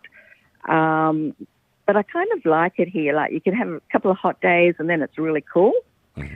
So, it's been decent, but we haven't had a summer. I tell you, if I get down to Australia, I'm going to be out in the bush with a metal detector looking for those 44-pound gold nuggets people keep digging up out there. Good luck with that. You'll be out in the desert, you'll die from the heat. Yes. What a beautiful country, though. What a beautiful country. It's massive. You've never been? You've never been? No, here? my son's been to Adelaide, but I have not been. there. So. Oh no, you should do a trip. It's, the beach is amazing. I need to detect on the beaches, and I need to detect gold nuggets, massive gold nuggets out in the bush. So. Yeah, in the bush. Yes, in the middle of Australia, in the middle of nowhere, Lassiter's Reef is somewhere. Yep, I'm sure there's a huge nugget there waiting for me. So. No, it's like a whole, what do they call it? It's like a seam. Mm-hmm. It's supposed to be worth, I don't know, but nobody's found it. I volunteer as tribute. I'll go ahead, and if somebody can just keep the kangaroos away from you, because honestly, they scare me. You can see what they've done with their claws. They're mean. The dingoes, I'm worried about the dingoes as well. And then I guess you guys have like massive, like man-eating spiders and snakes and more poisonous stuff than you can shake a stick at. But so if I get like a crew around me to keep me isolated from all the insects and bugs and animals that want to kill me, then I could just spend my time looking for gold nuggets. Flies. Oh. The flies are the worst. Now I know why all the gold is still in the ground out there. Nobody wants to brave the nature. Exactly. You should just come and enjoy the country. It's a great country. I will have to make that a visit. That would be awesome. So wonderful to hear from you. I've got the email. Right. I'll check out the link when I can. So appreciate it. Looks like we're coming back. That's very interesting. Yeah, that's very interesting. Okay, thanks. Thank you so much. We'll see you, Julia. Bye. Bye. Okay, break time is over. Looks like we have one or two more people there in back. Sheriff says I'm putting mistrial at 57%. Those are like betting odds. 57%. That's. I think Vegas would take a bet on that. All right, you may be seated. Drop bears. All right, Corporal. We're going to move on. Were you present in the courtroom when Mr. Haig was doing his demonstration with his single action army? Yes, I was. And as a trained law enforcement officer, are you proficient in firearms? Fairly proficient. Have you been able to access that gun that Mr. Haig was using for his demonstration today? Yes. And did you attempt to view the barrel of the gun without removing the cylinder? Yes. Were you successful? Yes. You were? Well, sorry, in looking at it, yes, but not fully. Whoa. Okay. You were? So why don't you explain the to the jury no. What you did in order to try to do a barrel check for debris or items in the barrel without removing the cylinder. Okay. So with the revolver that Mr. Haig had brought in, what I did was essentially took the hammer to half cock, which would allow that cylinder to spin freely. So then I tried to look down the barrel, kind of from the side of that revolver. You can see a little bit of light shining through it, but you cannot fully see like an unobstructed barrel view when you're looking down it. So it's essentially what I would kind of consider looking like at a corner. So you're not really able to see, you know, parts of that corner. Next, I pulled the hammer fully back all the way to see if you could see where the firing pin goes into that cylinder. So I tried to look down that way to see if I could see the entirety of the barrel. Again, that hole it's too small. I could see light shining through, but not enough to where I could say that the barrel was, you know, completely empty, or that I would be confident enough to say that there wasn't anything in the barrel. And then the last thing that I did uncomfortably is I actually took revolver and with it at the full cock position, I actually looked down the barrel of that gun and used a light source because it was really hard to see in it with it being, it's dark, it's a darker barrel.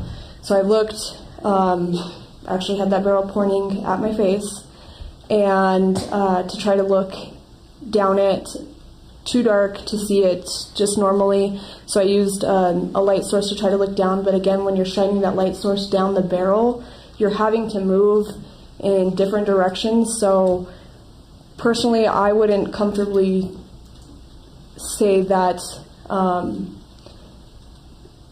that the barrel would be free of anything like debris or you know, any sort of particles in those checks.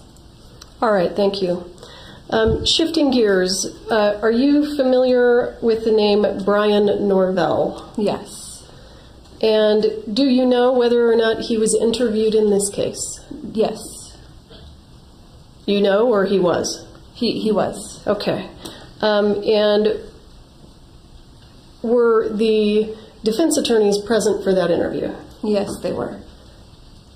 Have you listened to the entire interview? Yes, I have.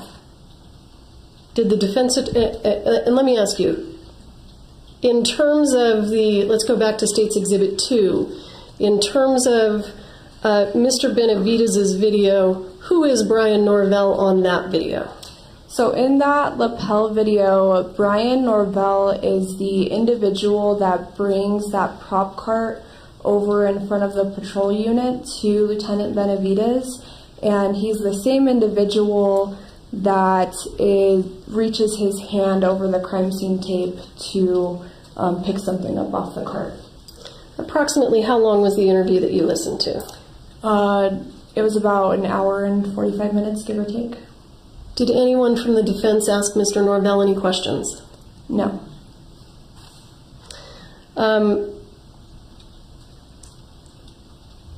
Were you present in the courtroom when Mr. Bowles asked Mr. Kinney approximately how many times he called you? And I think Mr. Kinney agreed it was approximately 40 times. Yes. How many times did Mr. Bowles call you? Quite a bit. Not just calls, but also emails and text messages. Would you say it was more than 40 times? I'd say at least around there. And how many times have I called you? A handful, maybe between 5 and 10. All right, thank you. I'll pass the witness. Mr. Bowles is like, may I? May I?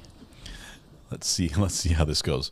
We're going to approach really quickly because that's what we do. We approach between every...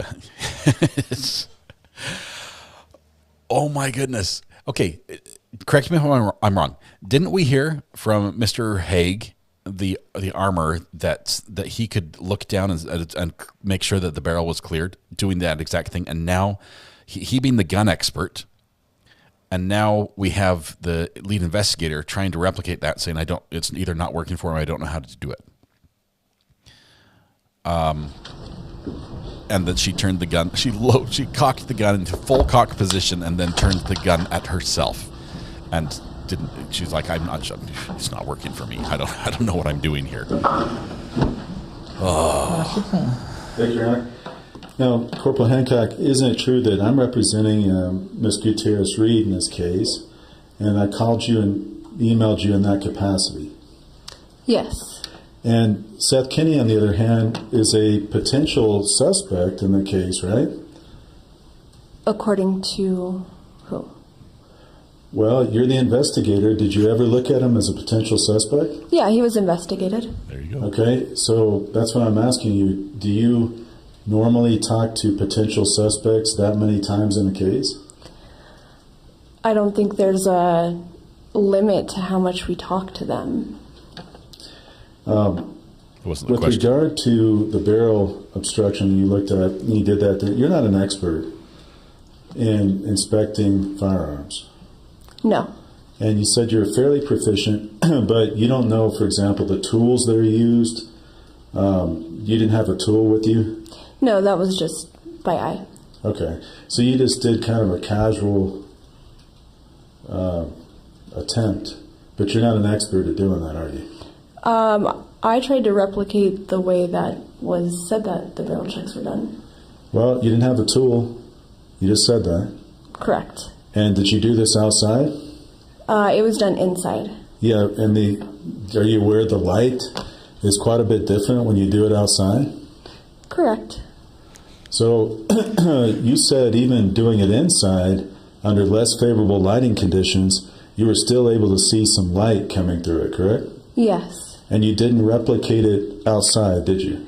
No, that's why I used a light source. Okay, and you knew this was being done outside on the rust side? I would assume so, but Yeah. I mean, I'm sure it was done inside as well. Well, you don't know that. Correct. So you're assuming. So your demonstration did not repeat the same conditions either that were done on the rust side, did it? Again, I can't say the exact way that it was done on rust. Okay. He just mic drops and walks away.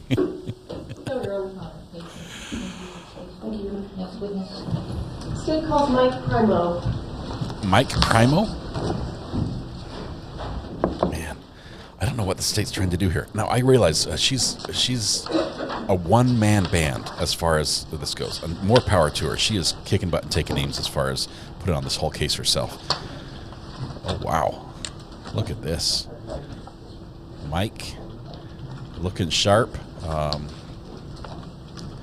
Big bag of tricks he's brought with him. Is Mike Primo an expert? Do Do you swear or affirm under penalty of law that the testimony you'll give in this case will be the truth, the whole truth, and nothing but the truth? I do. All right, have a seat, talk into the microphone. Do you need any water? Thank you, Your Honor. Water would be great, thank you. pour me something stiffer, a little stiffer, please. I'm going to be here a while. Something to take the edge off. He's bringing the confidence. He is possible expert. Good afternoon, sir. Would you state your full name for the record, please? Good afternoon. Michael Allen Primo. Mr. Primo, how are you currently employed? I am employed through a company called Primo Forensics, where I am a partner. The firm specializes in the analysis of digital multimedia evidence, so audio recordings, video recordings, and image recordings used in litigation. Can you summarize for the ladies and gentlemen of the jury your education and background and experience in this field? Sure. So I began my education and training with the University of Lawrence Technological University in Southfield, Michigan. I obtained a bachelor's in audio engineering technology. From there, I started getting training from LEVA, which is the Law Enforcement and Emergency Services Video Association. I pursued LEVA training 1 through 4 and became a certified forensics video technician. I've also received training in the products for image and video enhancement through one of the popular vendors is Amped, as well as Input Ace, formerly known as Axon Investigate. Everyone's like, that means nothing to us. I've also received training from Leica in the analysis and use of 3D laser scanning technology. Medex Forensics, which is another forensic tool used to authenticate multimedia evidence. And I think that covers it. Do you belong to any professional or scientific organizations? I do. I'm currently a member of SWIGDE, which is the Scientific Working Group on Digital Evidence.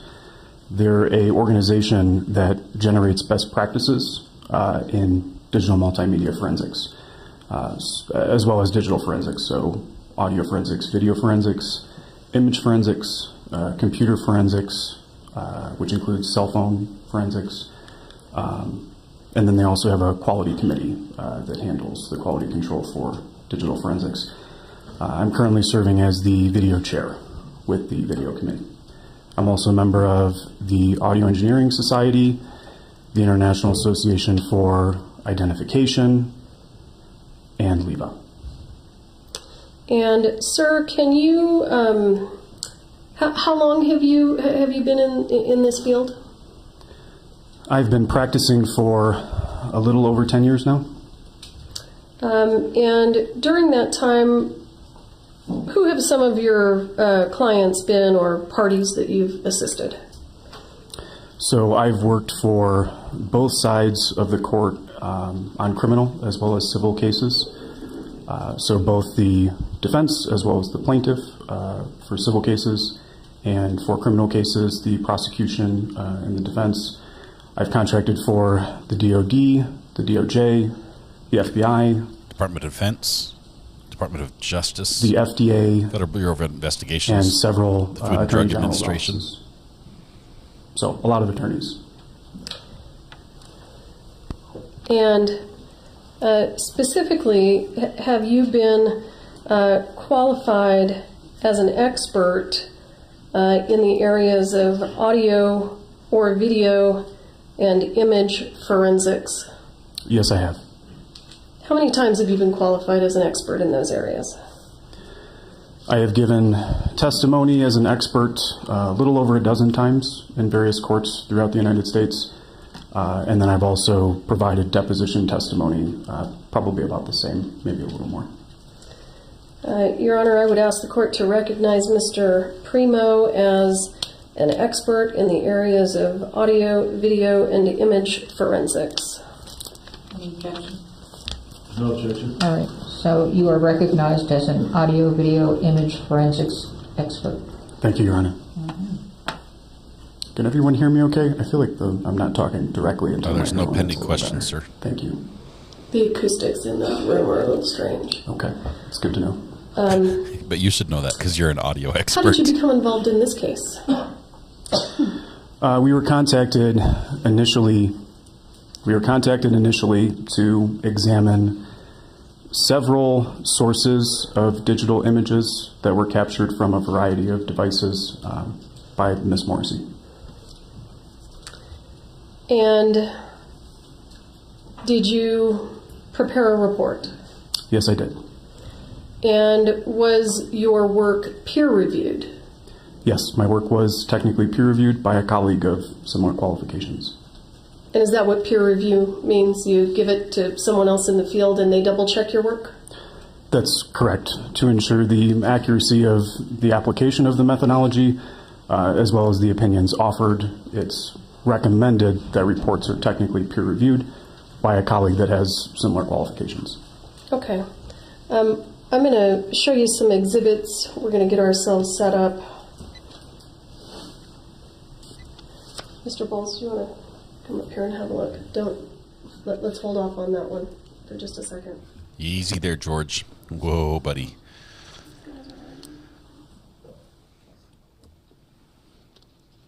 This court makes more use of digital exhibits than I've seen in many a court. Oftentimes they're hand print out photographs, things like that, but mostly digital in this one. Very few printouts.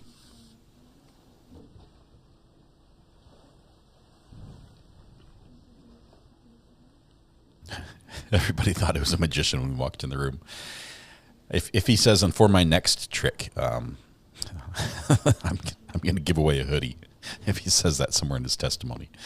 And for my next trick, that's all he has to say, just at any point.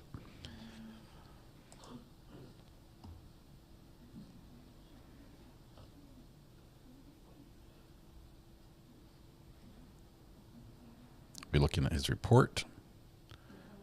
His report should not be evidence.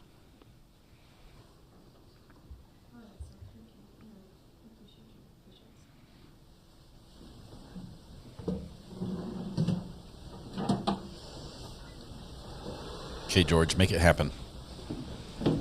There we go. All right. Mr. Primo, I am showing you what is already admitted into evidence as State's Exhibit 118. Do you recognize that? Yes, I do. And is this an image that I provided you to do some enhancement on? It appears so, yes. And is there a particular part of this image that you were asked to enhance or clarify? Yes, so the area specific. George, will you show him how he can touch and clear? He's not a monitor expert, so he doesn't know how to work the touch monitor.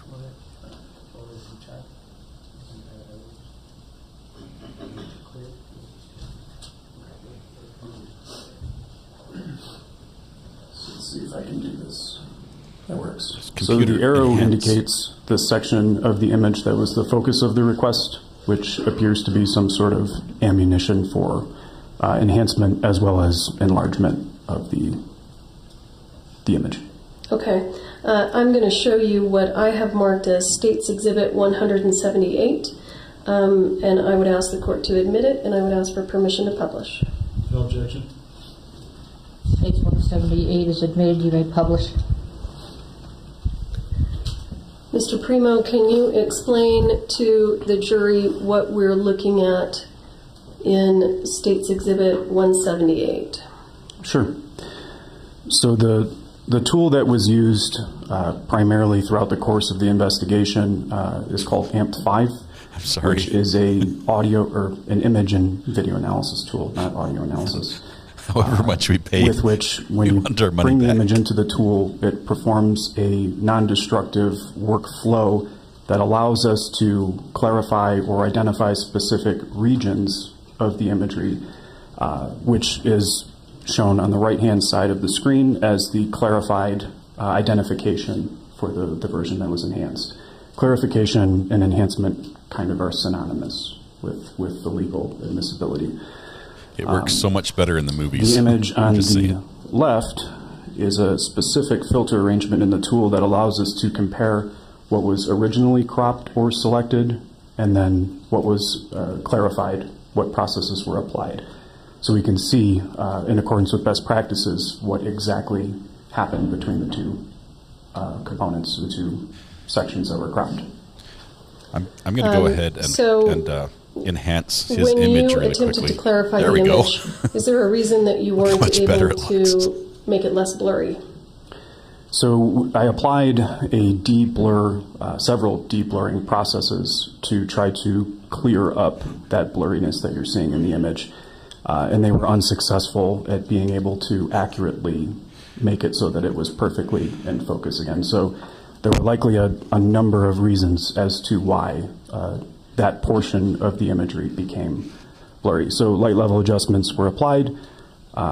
If memory serves, sharpening, which improves the edge detail against different edges. And then, of course, enlargement or resizing of the image.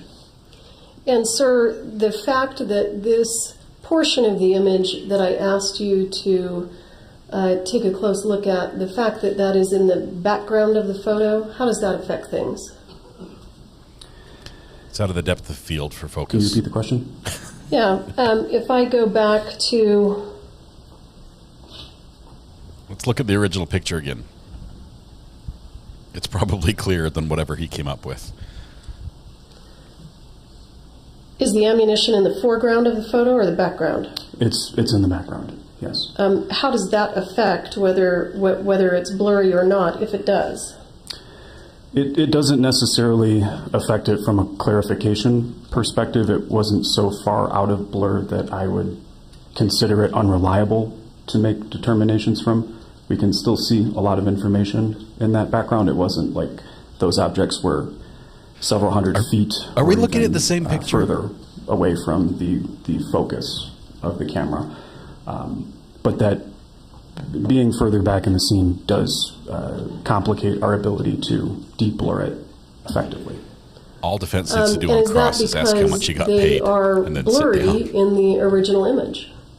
Yes, they're out of focus on some level, yes. All right. I'm going to go back to State's Exhibit 178. Just by looking at the images, are you able to, do you notice different colors of metal in the center of what appears to be ammunition? I do, yes. What are those colors? The colors appear to be visually dissimilar in terms of color as well as light. The area depicted here as with the arrow, the center part, my understanding is that it's some sort of primer, is a darker region than the area that's depicted by this arrow on the right, which is brighter. Okay, thank you, sir.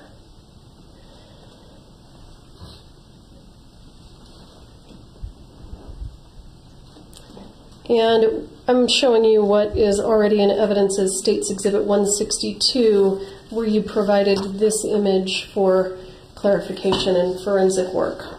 Yes, I was. And was there a particular part of this image that I asked you to focus on? Yes, so the section off the screen identified by the arrow here is the section of the screen that was of interest for clarification, so enhancement, as well as resizing or enlargement of that imagery. And were you able to enlarge and clarify that image? Yes, that section of the image was suitable for clarification, and then exhibits were generated, enlarged. In the compare and original format that we saw earlier, where it's the side-by-side, as well as a picture-in-picture style within the tool AMP5. How do you know whether or not the image is appropriate for clarification? There are several components that we evaluate when we receive the images. Things like, are the objects high enough resolution or pixels? So every picture is made up of lots of little squares that are pixels. And if the resolution of that picture is limited, then the enlargement process could produce inaccurate results for clarifying or making that image bigger. In addition, the position of those objects within the scene, the light level of that scene, so is the image too dark that we can't actually restore or enhance those sections to make them more visible to the human eye, as well as things like compression, image compression or data compression, which can reduce the amount of information that was originally captured by the device or introduce information that wasn't originally there. So we evaluate all of these components prior to engaging with an enhancement and applying that enhancement methodology, which was ultimately reported back to Ms. Morrissey prior to beginning. Okay, thank you. I'm going to show you what I have marked as State's Exhibit, is it 176? Your Honor, for the record, Mr. Bowles does not have an objection to any of these exhibits. So I would ask that 176 be admitted into evidence and obviously for publishing. 176 is admitted and you may publish.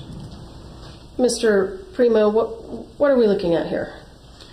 This is a clarified exhibit that depicts that region of interest, which is demonstrated in the lower right-hand corner, that has been enhanced using sharpness, light level adjustments, as well as it's a picture-in-picture style, but a zoom, if you will, of the area of interest, which is the ammunition and it appears to be some sort of container. I want this guy's Thank job. you. I could do it. I tell you, I could do it. This is State's On my Exhibit phone. 177. I'd like to move it into evidence and publish it. No objection, Your Honor. Page 177 is admitted. You may publish. Mr. Primo, can you describe what we're looking at here? This is a demonstrative exhibit that shows the original frame picture that was processed or clarified on the left-hand side of the screen, which has been, if memory serves, rotated slightly so that we can better see it within this exhibit. Light level adjustments, so shadow and highlight improvements, sharpening, and then enlargement of the pixel region. On the left, we can see. So that's the original version, and then on the right-hand side, on the right, all of those just processes were applied. A side-by-side exhibit. Are you able to see, it looks so just much by better, using your eyes, a slight difference in the color of the primers of the ammunition on the top area of that styrofoam insert and the ammunition here in this lower section? Yes. So these two things that we're evaluating are visually I'm going to try different views. So dissimilar. How about this one? Is that any better? No. This one? No. I'm doing it just on the fly. What he did just spent a fortune on. I can. In terms of light and color.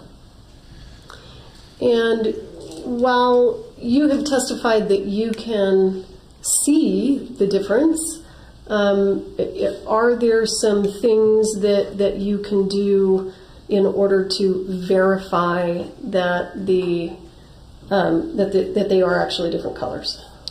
There are some tests that we can apply to analyze that information on a deeper level, which is at its core evaluating how the technology works. So in this case, it was some sort of Apple device, iOS device, and whether or not that information that was being collected by the electronics within that device was being accurately communicated to that digital format. So there's a test that I applied throughout the analysis. On this particular image, I was not confident in my ability to do so. To verify it. This one was too hard. To verify that those tonal values, those color and luma values. Let me just clarify. Fact, this was strike 2 on his attempts to clarify anything. So just to be clear, your testimony is you can see the difference, but you are not able to digitally verify it. That's correct. Okay. Mouse over with the color picker could have digitally verified that. Yes, this is crazy. I need to know how much it charges. Let's switch over for a video, and of course, unfortunately, that requires me to change devices. Thank you for your patience. Unplug. This attorney, this gentleman, I don't know what he charges, probably $350, $400 an hour, but he's just the tech guy. Glorified IT. He wears a suit and plugs things in. That's his role.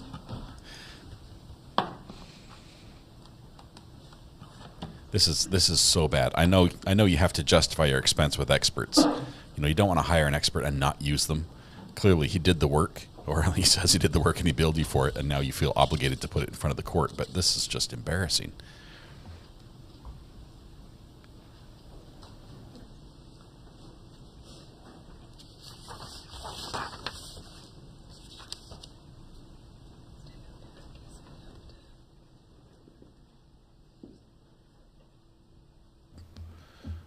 This is terrible.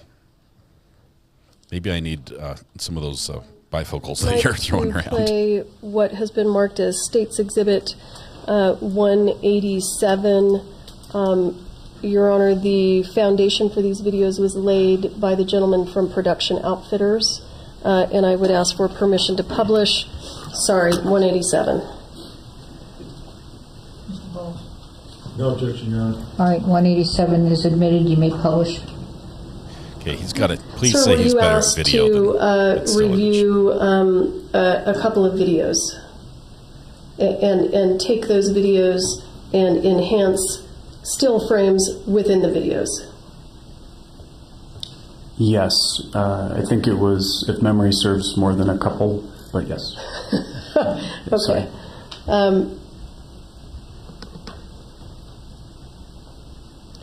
This is States Exhibit 187. Do you recognize this video?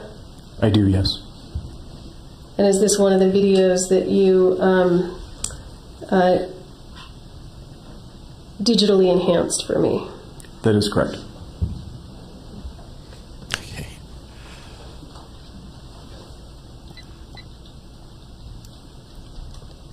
You know, and quite frankly, I understand that we can't hear it, but whatever is being said is not relevant. So I'm not going to spend too much time on the audio. Okay. Okay, understood. And what specifically were you asked to do with regard to this video? What was I asking you to look for and try to enhance? The pixel regions are the areas depicting the ammunition within what's my understanding is a bandolier that Mr. Baldwin is attempting to wear. Several still images were extracted from the video recording for clarification. And can you see the ammunition with the primer side of the ammunition facing the camera in this still frame? That is correct. Would this be an example of some of the still frames that you collected from this video at my request? I would have to examine the specific video image numbers, but it was in this range that it becomes most visible. I'm uncertain if it's this exact video image. Every video image in a video recording is marked with a frame number, so we count them. We can count them in a linear fashion. I would have to examine the project to know if definitively if it was this video image, but it was in this series of time. Sir, it was one of these still frames in this video. The answer is yes. And perhaps more than one. Correct. Yes. Okay. I am going to play for you State's Exhibit 188. Same issue, Your Honor. Foundation was laid by Production Outfitters, and I would like to move it into evidence and ask permission to publish. No objection. States 188 is admitted. You may publish. Mr. Primo, were you asked to do basically the same thing with this video? That is correct.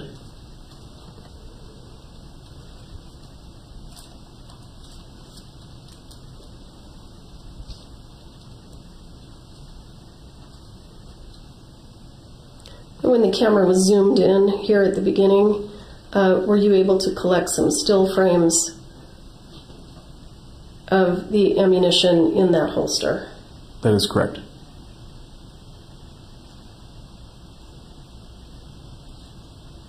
All right.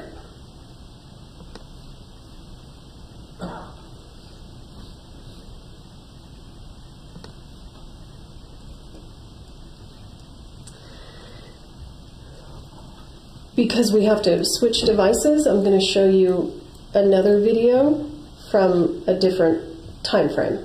Okay. And then we'll move back to the images. Future. So I'm going to show you what is already in evidence as State's Exhibit 164. Do you recognize this video? I do, yes. Is this another video that you were asked to conduct a forensic analysis on? So this video, the way that this device works is actually recording several pictures. And the tool that allows us to interpret those images plays them back in rapid succession, giving the effect that it's a video. This is a product of that proprietary tool from that particular vendor of the camera. This is a yes/no question, but sir. In answer to your question, yes, it is a video, but in its raw format, there are actually multiple pictures. And what kind of a camera is this? Do you remember what it's called? This is an RE Alexa Mini, if memory serves. And in terms of good cameras, bad cameras, sophisticated cameras, simple cameras, where does this camera fall? The lay interpretation is it's kind of like the Lamborghini of cameras. It's a very high-end tool in comparison to other devices. All right, thank you, sir.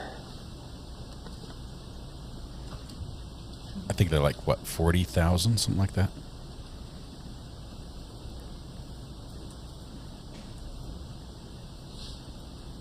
Plus lenses and everything. Can you see the ammunition there on the left-hand side? Yes, I don't know for a fact that it is ammunition, but it's my understanding that those are casings of some sort. But yes, that's what it appears to be. Okay. And is it somewhere in this area where you were able to isolate some still frames? And I'll go ahead and play it for you there.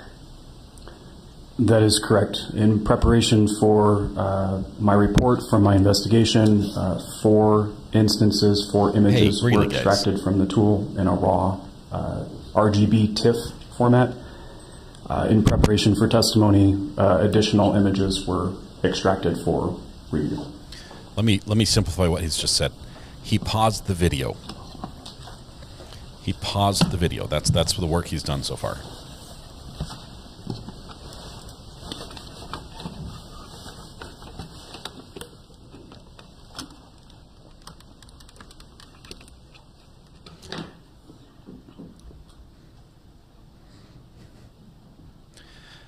Did look half-cocked in that last picture, the firearm, if you noticed. Maybe quarter.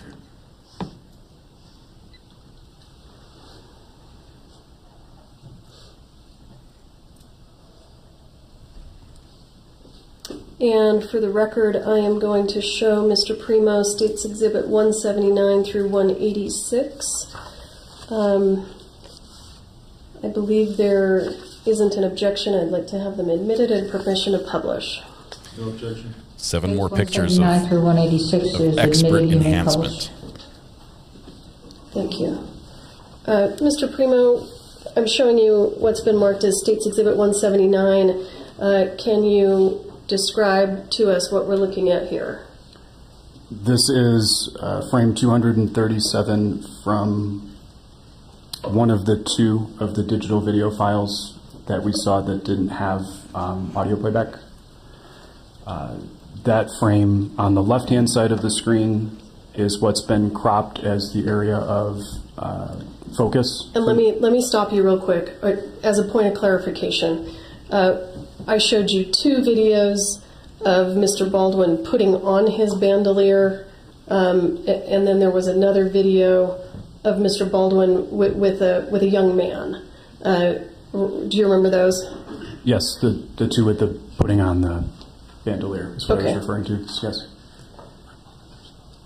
We'll just refer to that as the crotch shot video, if that's all right. Because that's how we remember it.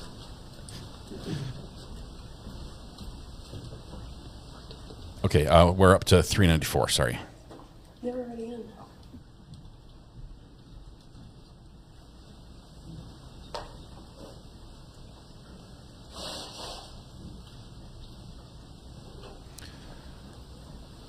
George is activating Hannah's personal monitor, which stopped working.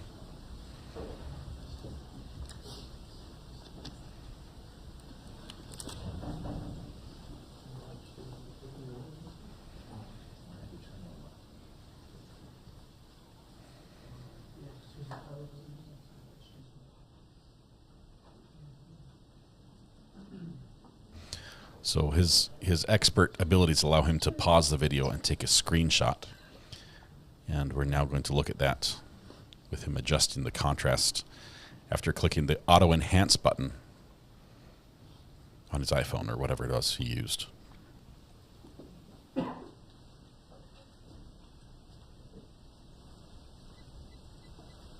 It's potato shop. Potato shop, I like that. I need to know how much this guy charges, how much he charged for this. Because this is tax dollars at work, people. This is amazing.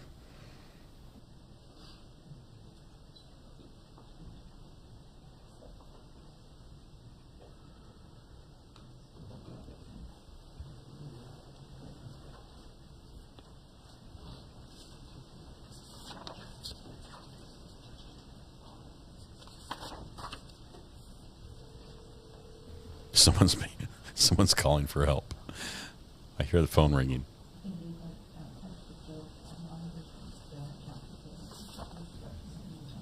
It's the judge calling for IT support.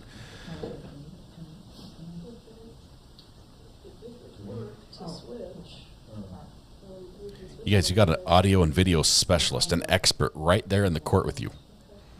Just have him. We can try to do it with one monitor if they have difficulty fixing it. Is it possible to move it a little closer to? We don't need to look at it. We know what these images look like. Well, let me wait. She said we can have the defense come to the prosecutor's table.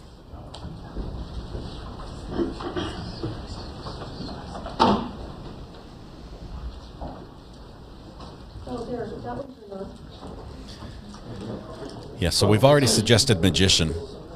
What is the witness's second job, or I guess you say, what does he do full time when he's not enhancing images? Wrong answers only in chat, please.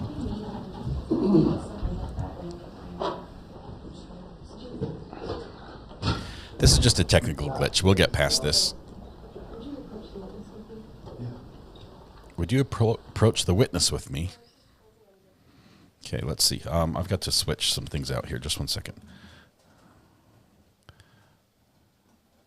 We got to be right over here. Boom. Okay.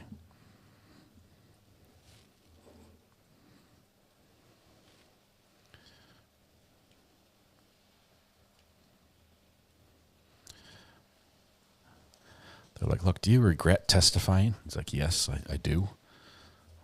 Will you lower the amount you're charging us? Oh, I can't do that because I already spent the money. Oh my goodness. Okay, I haven't been watching chat. Quiznos sandwich maker, that's right up there on the list. Alec Baldwin body double. Firefighter, police. Impersonated Peter Sellers. Pickles. Have to come up. He went to get water for the jurors.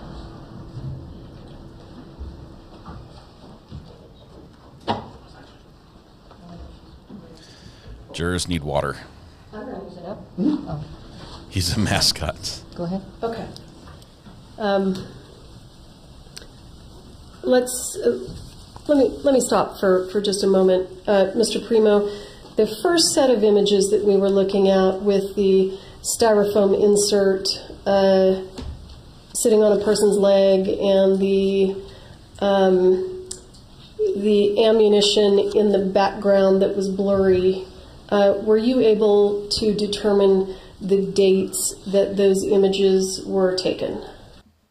Yes, the examination of the metadata, which is data about data from the photos, was evaluated in as a part of the enhancement process. And what was the date? The date that the metadata interpretation tool is reporting as the date time the original image was captured is October 10th, 2021 at approximately 9 a.m. 42:11 seconds. Okay. And just to be clear, the videos that we showed you of Mr. Baldwin putting on his bandolier, were you able to determine the date of those? I did not evaluate the date-time created information from those videos, okay. No. But the jury can rely on the testimony of other witnesses for the appropriate dates for that. And then we'll get to the next one in a moment. So let's go ahead and begin again. States Exhibit 179, what are we looking at here? This is a comparison of the specific region that was cropped, demonstrating the bandolier and the ammunition. At frame 237, I don't recall which video exhibit this came from. But as you can see here on the left, this is the original information that does not have any clarification, application of any clarification to it. The image on the right is a clarified version that uses resizing of that section to make it larger, light level adjustments, shadow and highlights, shadows, midtones, and highlights, and sharpening.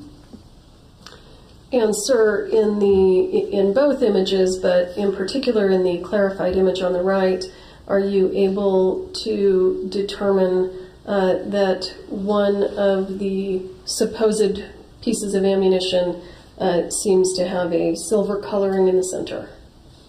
Visually, yes. Objectively, through that deeper methodology that I talked about, no, we did not apply that method for verification. The computer can't tell the difference, Let's but I move can. to State's Exhibit 180. Tell us what we're looking at here.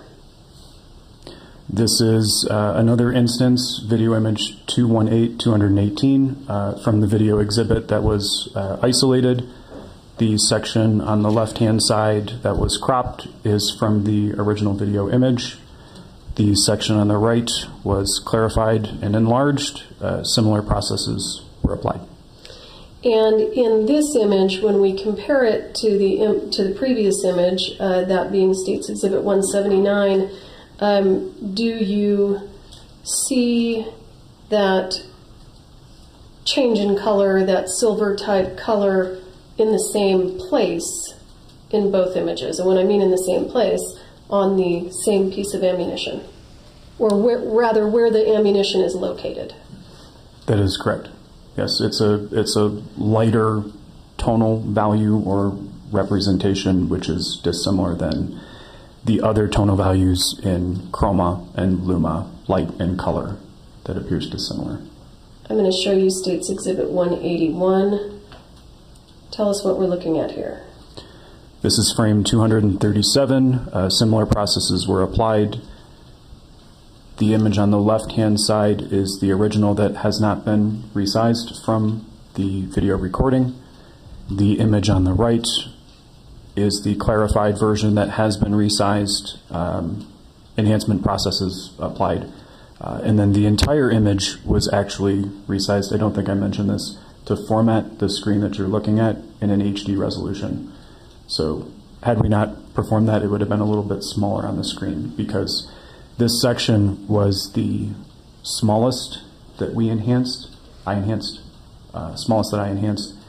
My team Because the works on this resolution, the day picture and night. size from these videos was much smaller than the RE, which is a very high resolution, and even the photos from the iOS devices, the iPhones, that were captured. Okay. State's Exhibit 182. I think Tell us Attorney what this Bowles is trying to stifle a laugh. This is another representation of frame 218. So when the images were enlarged, two different resizing methods were used to verify that the information that was being enlarged was accurately being done so and wasn't an inaccurate representation when it was made larger. This appears to be the other enhancement version. As you can see, it's kind of like more blocky, pixely, if that's a forensic term, on the right-hand side. It's a forensic term, blocky. And in all of the images that we've looked at in this group of images, 179 through 182, do you see the lighter colored primer in the same position, that being what appears to be the third piece of ammunition from the top? That is correct. State's Exhibit 183. We're not What's done this? yet. This is frame 175. If memory serves, this is from the other video recording because there's a clear indication of the front of the ammunition. I'm considering the front to be where the projectile is located. In which case, this exhibit on the left is the original section of the video image that was selected, cropped, enlarged. We can see the design and the of the shirt clarified a little version better. that has clarified processes applied. One particular process that wasn't included on the others is a process called deblurring. So kind of refocusing that. Chose not to that image that deblur we're seeing, so it's any of the preceding pictures. Can you see what appears to be that same silver coloring in the Nailed piece it. of ammunition that's third from the top. It's more difficult to see in this version, but there are slight, the pixel information is there. Yes. Okay. State's Exhibit 184, same question. Yes. Same to everything. The dissimilar, yes. So the section on the left is the isolated version, clarified version on the right that has been resized, and there is a dissimilar tonal value visibly between those. Specifically, we examined the two ammunition that were side by side. Okay, thank you. State's Exhibit 185, same thing, just different frame? That is correct.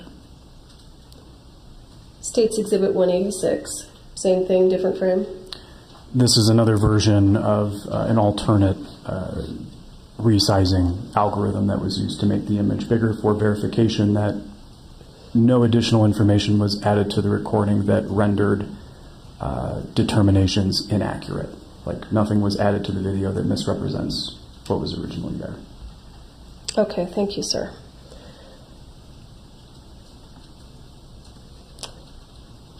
Let's move to the images that you were able to analyze from the RE video.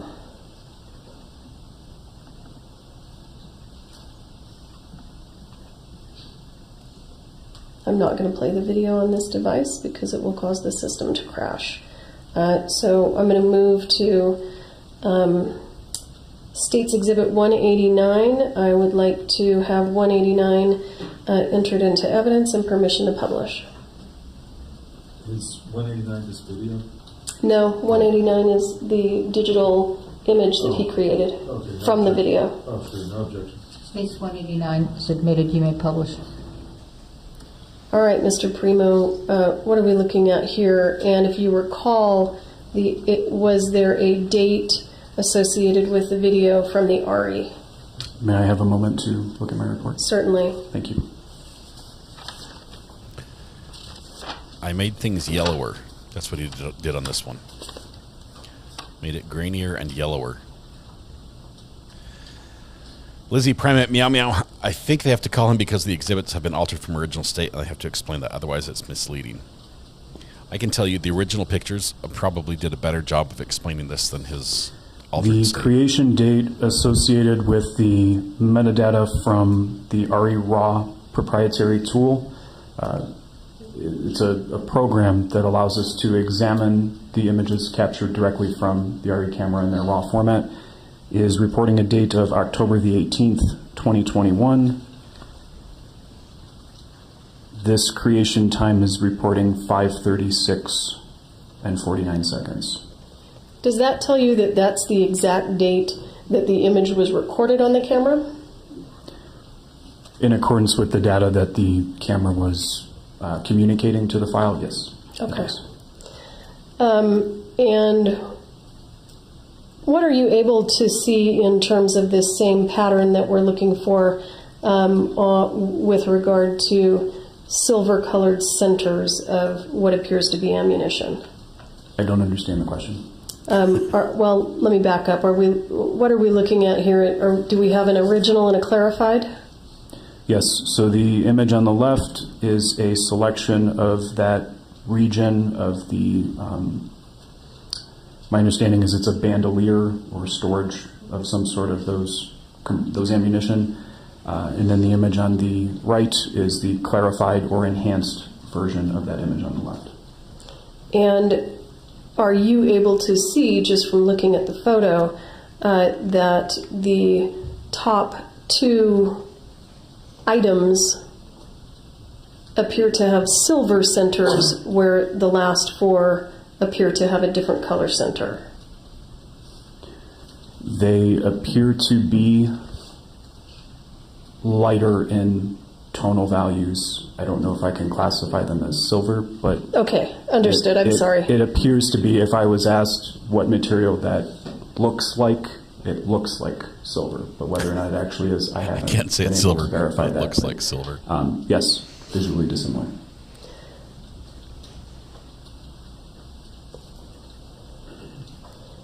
And let me ask you, in terms of the date from the RE camera, does a date and time have to be set on the camera properly in order for you to receive the proper information through the metadata for the date of the recording? That is how most camera devices work. I don't recall specifically if the RE was set, this particular RE, by the operator, but that's common for digital cameras like the RE. And were you, sir, able to do a tonal value analysis on this? Yes, I was. And again, the tonal value analysis is just a way of doing an additional verification. Is that correct? That is correct. And what were the results of your tonal value analysis? So with respect to the RE images, there were no artifacts due to compression. These images were captured in a raw format, which means when the light information hit the camera's components, which is called a sensor, it's going to capture that information in raw and communicate that to a digital file, with which it's not going to make determinations about what do we take away or what do we add to make this file smaller. An interpretation of that process was done using a filter within the AMP5 tool called channel selector, and that evaluates the specific RGB color spaces that those tonal values live essentially in that raw format. And through an evaluation of the green channel, which is the most sensitive to the human eye, there is a distinct dissimilarity in the luma and chrominance values between those two sections. And when these images were clarified, enhanced, 2 of the 4 images that I examined, through adding of light to make the images brighter, this section, the middle section of that piece of ammunition, i.e. the primer, became overexposed, which means it had brighter values than other primers throughout that picture, and the tool reported that those values were going beyond the technology's ability to capture it. So what does that mean? It means that that section was documented by that device brighter than the other primers throughout the picture. I understand that Would you explanation. say that the use of the tonal value analysis did in fact verify that? I'd say yes. It verified that it is brighter than the others. That is correct. That was a good, that's expert level right there. We're going to pay him for that answer for sure. Sorry about that. And States Exhibit 190, we would ask the court to move this into evidence and publish. No objection, Your Honor. Case 190 is admitted. You may publish. Mr. Primo, what are we looking at here? This is a exhibit that demonstrates the selected area, approximate selected area, as the other images we saw, but it's not in the compare original format. It's just a picture-in-picture that is clarified, enhanced. All right, thank you, sir. Were you also asked to perform a forensic analysis on still frames from a body-worn camera worn by a police officer? That is correct. And for the record, just so that the jury is aware, the body-worn camera that Mr. Primo analyzed was States Exhibit 2. I'm not going to play it because you already have it and we've already watched it. I will, however, pull up States Exhibit 192 and ask the court to admit 192 and permission to publish. No objection, Your Honor. 192 is admitted. You may publish.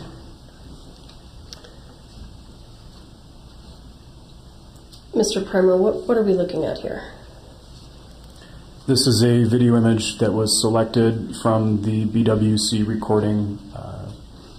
I don't recall from the file title which particular frame this was, but it's a picture-in-picture process. Using Annotate, we can select that portion of the screen and enlarge it, resize it, add additional enhancement processes, including adjustments to the lighting, sharpening as well. So it's an enhanced version of that frame with a picture-in-picture effect. And the label of that box still appears to be pretty blurry and not legible. Were you not able to clarify it any more than that? That is correct.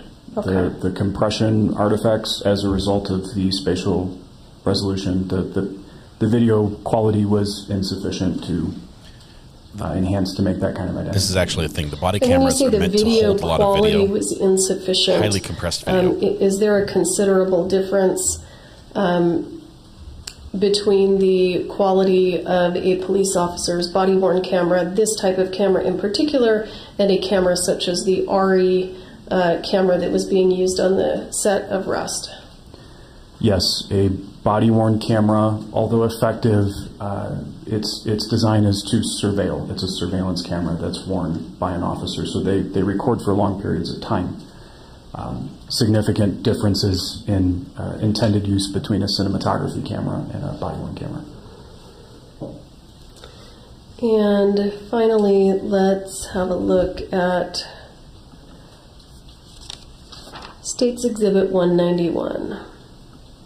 Looks like these aren't too different, but go ahead and tell us what you did.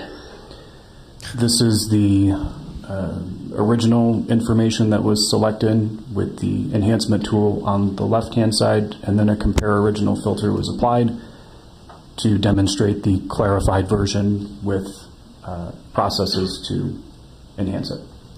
And why does it appear that there is actually less detail in terms of the label on the box in the clarified image as opposed to the original image? She's asking the elephant in the room question.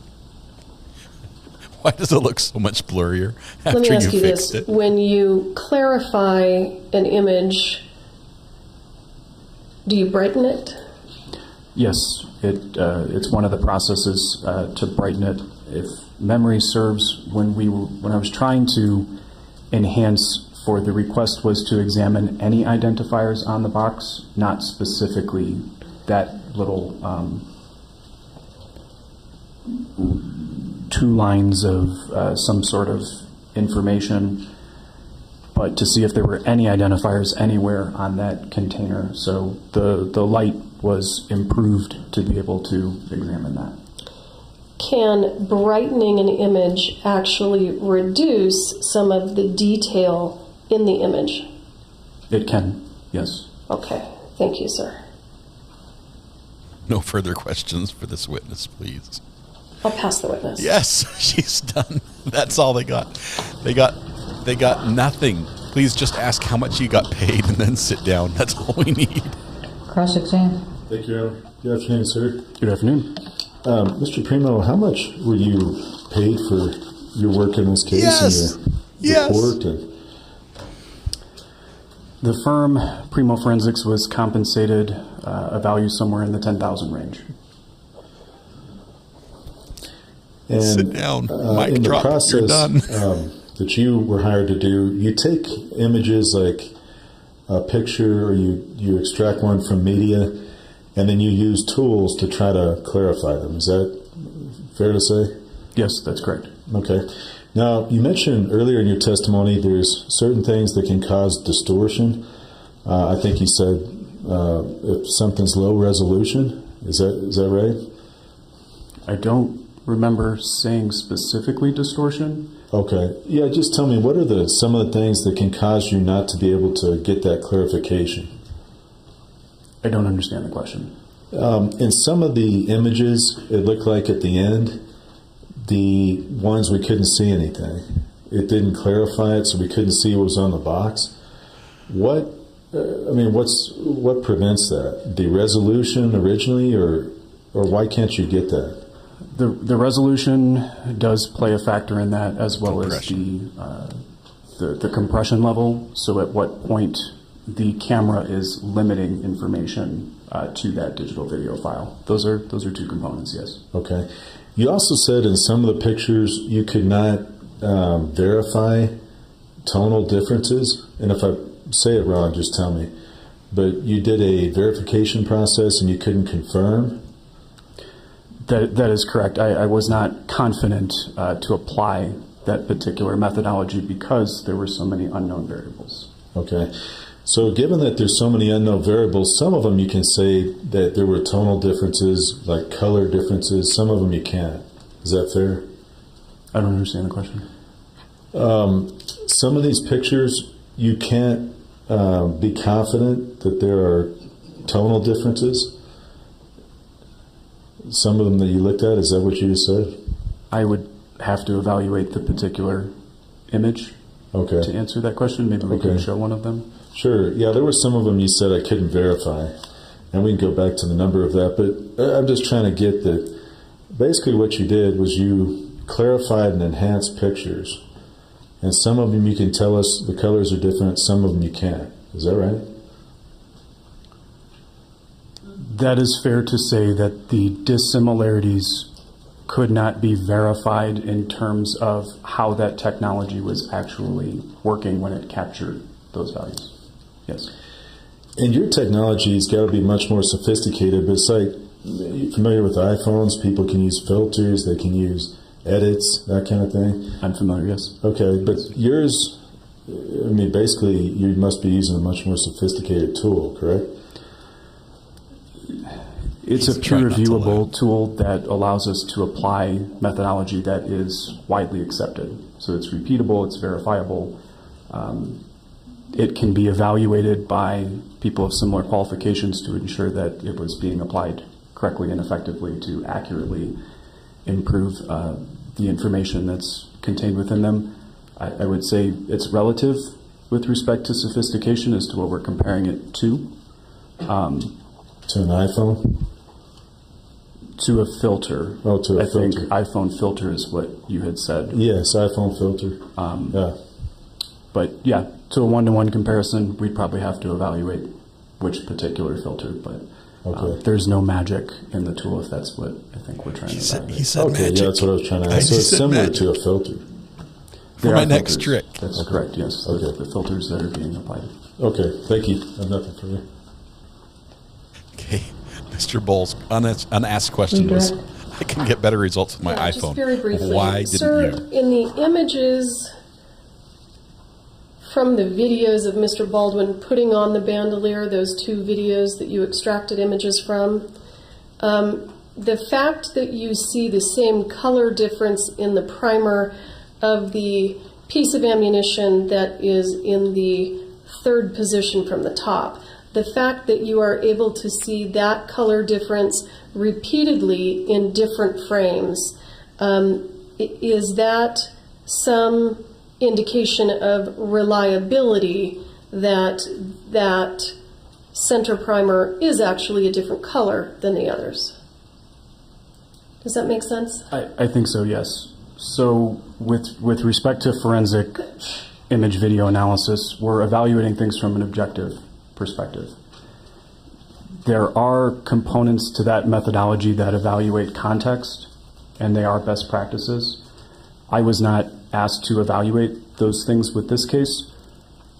If I understand your question, I think I do. From a contextual perspective, yes, it does, because there are multiple instances across multiple frames with each of the devices that capture digital video files, which means more images than just one, like an iPhone. So yes, contextually, it does demonstrate that, yes. Some additional level of reliability. That's correct. Okay, all right, thank you. I don't have anything else. Your excuse, thank you. Thank you, Your Honor. Wow. The state rests. They rested. That was their big finish. Thank you. No way! So we are going to take our break for the day. I have no way. I need to do at 4 o'clock. So the state is rested. So the defense will go forward. Counsel, please approach for a minute. Wow. I'm sorry, but the state throughout this trial has completely screwed up big finishes. Every time they need to hit a home run, they need to be walking out of there with a victory, with something resonating in the jury's head. They have fallen flat. Felon. I just made a new word. I guess felon already was a word, but I used it incorrectly. They've fallen flat on their face and just like whiffed completely. And instead, we end with Mr. iPhone auto enhance, who couldn't figure out how to enhance the pictures, made them worse in almost every situation, made them less visible, less readable, less blurry, and charged them $10,000 to boot. Oh my goodness. Why? Did anyone have any doubts? I mean, when we looked at the pictures before, when we saw these same pictures, because we saw them earlier in the trial, didn't we already see that the primer looked gray, looked lighter? We already knew that. And better yet, there was even a point where the state asked the question saying, isn't it true that silver primer is, that you're only going to have that on live rounds? And they said no. And they're like, oh, what? Like, yeah, you can have it on a dummy round. And so their whole premise leading into this is that any silver round is live, right? That's their premise. And that's why they want this. But that was blown away by a witness when they said, no, you can have silver rounds on a dummy. And so trying to prove that this is lighter and then just showing off that you spent $10,000 of the taxpayers' hard-earned money on this dude who clicked the auto enhance button and it made it worse. That's the big finish. Okay, I wonder if the state is asking right now if they're going to go ahead and provide a defense, or if they're just going to rest on this, because there's no duty on the defense's part to present any evidence. The entire burden rests on the state. So it is theoretically possible that at this point the defense says, you know what? The state didn't prove its case. We're going to make a motion for a directed verdict, and then if that's not granted, we're good with it going to the jury right now. I think there's enough big question marks hanging over everything that we're confident they won't convict. They could do that. But I don't think they will. I think they have some people they want to call for sure. All right, so tomorrow morning we're going to have a couple of housekeeping matters. So you all should be downstairs at 10, not 8:30, 10, okay? So I see that's good news for a fair amount of you. All right, so please don't talk among yourselves or anyone else about the evidence received here in court. Don't do any research about the Rust Productions or the movie set, et cetera, and the trial. So downstairs at 10, okay? All right. In the donut room. Don't talk among yourselves? Okay, very good, thank you. All right. So tomorrow, some of the work they have to do is talk to Hannah and see if she wants to testify in her own defense. That's going to be on there, or at least talk to the defense. Defense will probably file a motion.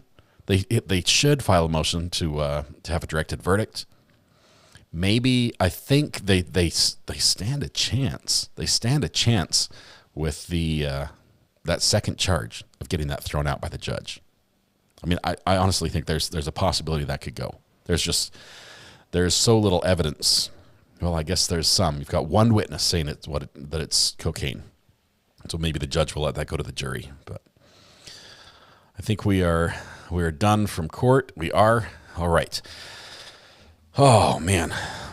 Let's turn this off there. My phone died. Missed all afternoon. Justin, you need to go back and rewatch it. You need to go back and rewatch. I'm telling you.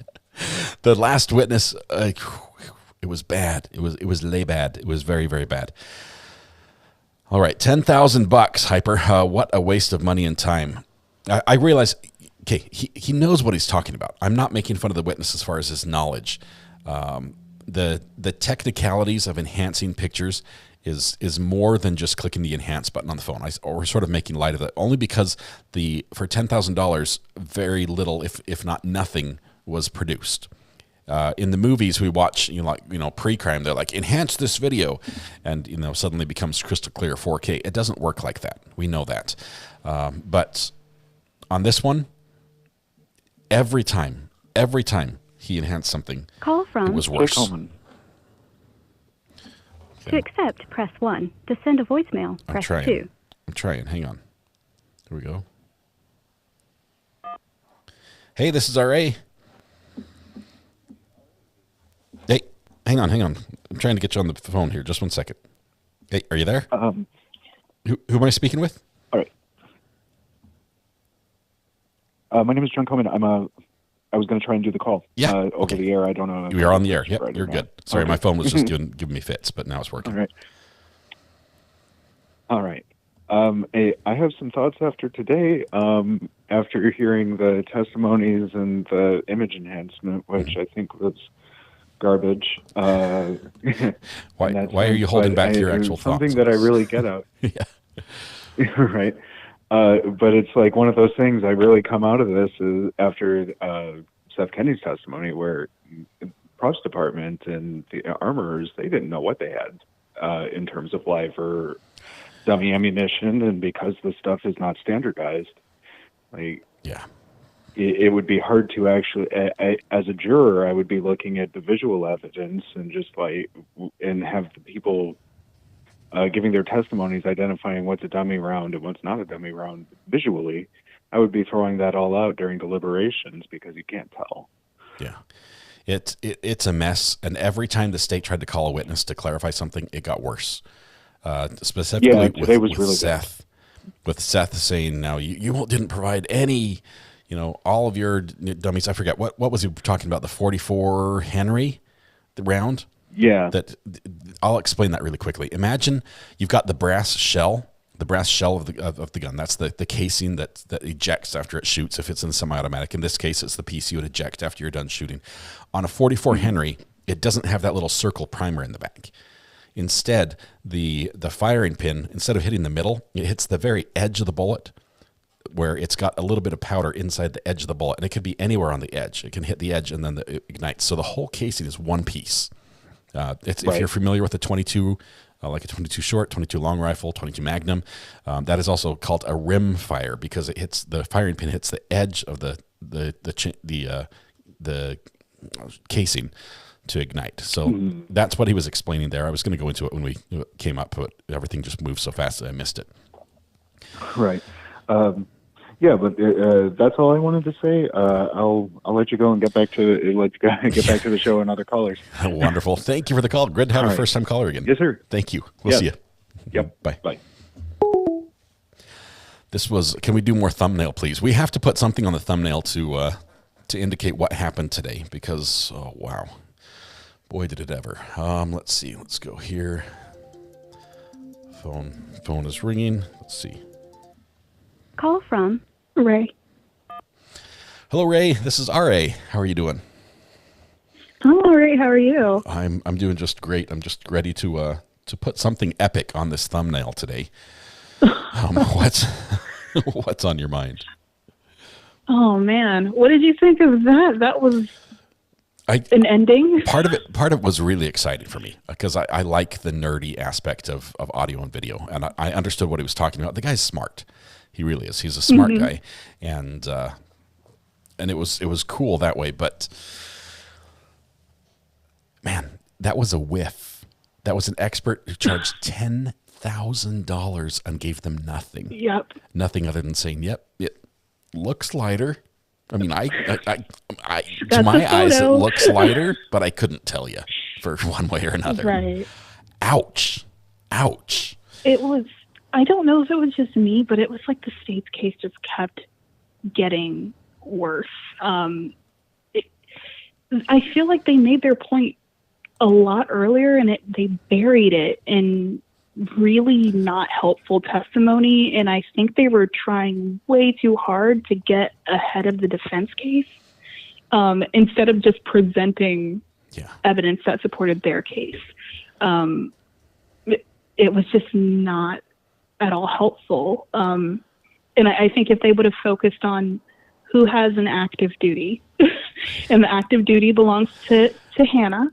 Yeah, keep it simple. There's so much. Yes. Yeah, let's see. I'm gonna do. Yes. I'm gonna do just a little.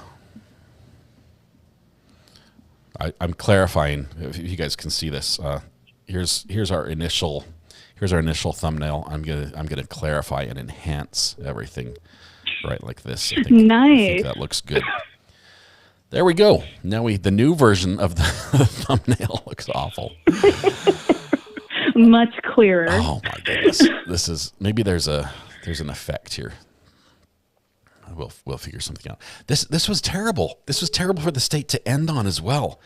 I mean, they needed. They should have ended with the expert armor. The expert armor was amazing. Even the Wrangler dude. I mean, at least everyone was happy to see him, right?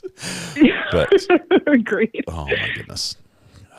Yeah, it's just really unfortunate because also it's not just that. They had Seth Kenny, and then the investigator got slammed, and then they have this guy, and that was just back to back awful. It felt kind of like the with the investigator. I don't know if anyone remembers that the phone throwing testimony from the Murdaugh trial.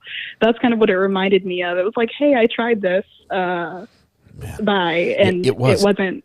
But I'll give him this: the processes and procedures he was using, those are legitimate expert processes. Right. His end results, I would expect something better. I would expect that he would look at something and say, well, in this one, I can do this. In that one, I can do this. And instead, he would do his best and then say, and it didn't work. He's short of like achieving something. He's working with the Lamborghini of cameras. Okay, this is the best image you can get, and he's enhancing. There is no better source material to get a good, a good product out of this than what he had, and he got nada.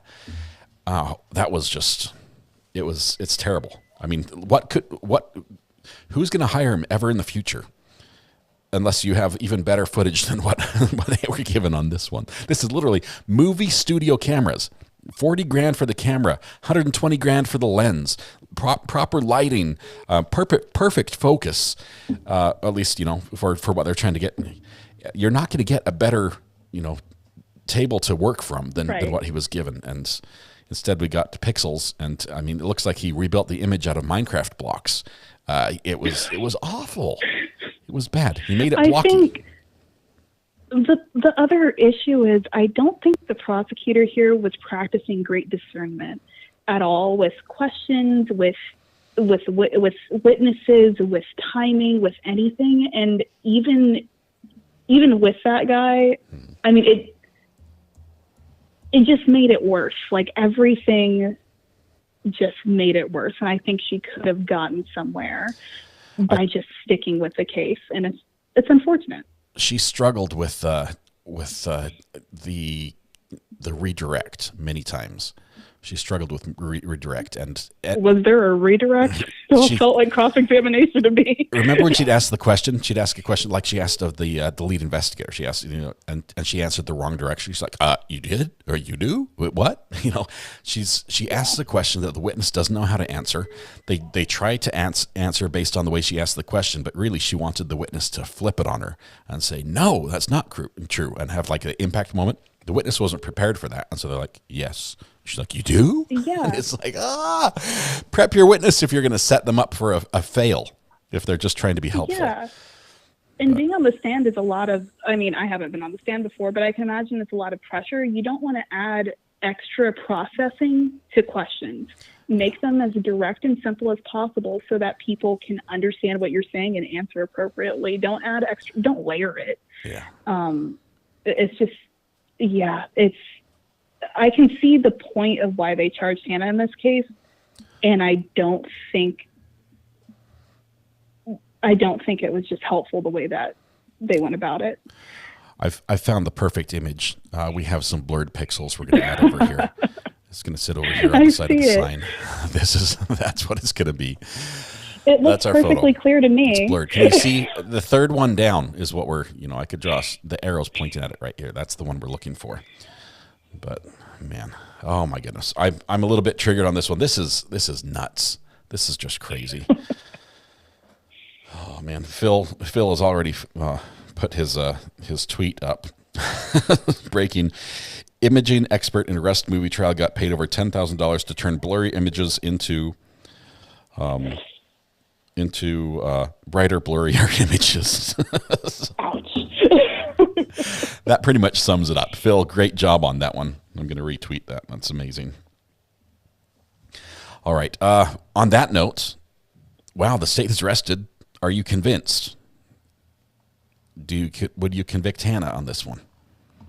I'm going to leave the tampering with evidence one out because that I think she has a very good chance of that just going away. Whether the judge does it or the jury does, I think there's a good chance that just goes away. I think it depends on where you focus, because to me, Hannah had an active duty to prevent something from happening. There are a lot of people that messed up, that didn't say something. But also their job and anyone's job as a human is not to double check that everyone else is doing their job. And I don't think it's reasonable to expect everyone on the set, aside from the people whose job it was, like Dave Halls, Alec Baldwin, to be double checking Hannah. Hannah was not organized. She didn't have the processes in place to prevent this. And regardless of the institutional environment that she was in, she had a duty to double check, triple check. She loaded the gun. She admitted to loading the gun, and then she didn't properly train. And to me, that's a major issue. Yeah. But I could see it going either way. Yeah, I think there's a lot of people that might have some civil liability in this after this case that maybe didn't before. We weren't aware they did before. But man, terrible. Great analysis though. Yeah. Thank you so much for that. I appreciate that. This was a lot of fun. Wow. Last witness made 10K disappear. It was magic. What's the last thing? I do want to say one last thing. Mm-hmm. With Seth Kenney, gosh, is he a mess. But what I think happened is I think he thought he got those live rounds onto the set. I think it definitely fluttered in his mind. I don't know if they came from him. But he thought it for sure, and he behaved as if they did come from him. Tried to cover all his bets, but they may not have. So instead, he's drawn more suspicion than he would have had beforehand. But exactly, and he's a mess on his own, and he shouldn't be training people inappropriately. I don't think he has any business training people to be armorers when he's not. That's the best part. He didn't train him. He just put him on his license and said, "You're good to go." Yes. The girl who's never fired a gun before said, "Go ahead. You can operate as an armorer on a set under my license. Here's a single action. Good luck." No wonder we had two negligent discharges on the set. It's a shame, and it's a mess, and I can't believe how irresponsible and immature people were. Oh, it's terrible. So that's my whole opinion, and thank you for wonderful listening to me Thank you today. so much. Great talking to you. Always love your coverage. You have a good one. Thank you so much. We'll see you. Bye. All right, I just hung up accidentally because she hung up right before I tried to pick up the other call, so the button switches from answer to hang up. Nice. I don't know who designed that, but it was bad. We put the pixels on the church, made them a little bit blurry and transparent. Let's see. Reasonable doubt because the prop master was shady lady. And the whole show was cheap. Let's see. Seth Kenney text was bad. Was really bad. Call from Natalie O. Hang on to a accept, second, Natalie. press 1. Hey, Natalie, this is Scott. How are you doing? Hi. How are you thinking this is going to go for Hannah? You might need to turn your volume down, though, because it'll get confusing. I just did. Sorry. I don't know, because after hearing Seth today, I don't think that she was as much to blame as I originally thought. In what way? I'm curious. Did you think before that she had like a an obligation as their job, or are you looking more how the bullets got in there? I still do, but then seeing the state of his, the way he logged items and the way he kept everything that she got from him. Yeah, I mean, she's not a mind reader. I mean, she should be able to tell the difference, I would think, between, the types. Oh, we lost your call. Hang on just 1 second. I don't feel as much. What? Oh, your call sorry. cut away. I wiggled the phone and it you cut out for a second, but you're back. Oh, okay. I don't know. I just, after hearing his testimony and the way he kept his books, I can see how live ammunition probably got mixed in with what she has. Yeah, I can see that as well. At least as a possibility. I would say we don't have any evidence to show it would have come from there. It's a probability of some sort, but no evidence, because there was nothing that matched what was on the set with what he had. But if you look at the rest of the testimony, they were struggling to find rounds. There was nothing available. There's a high likelihood that he sent everything he had of that type. So for that period, the semi-wad cutter was not the bullet shape that was I believe accurate for the time period. So it would only be the round nose type stuff that I think would be accurate. Just the wad cutters or something that's a little bit newer, in my experience. Maybe Ian can straighten me out on that tonight. But could those the ones that they found after they got the search warrant, like a month later, could those have been the same but been manufactured differently? Like, could they have adjusted them differently after I would the say fact? It is technically possible, but highly unlikely.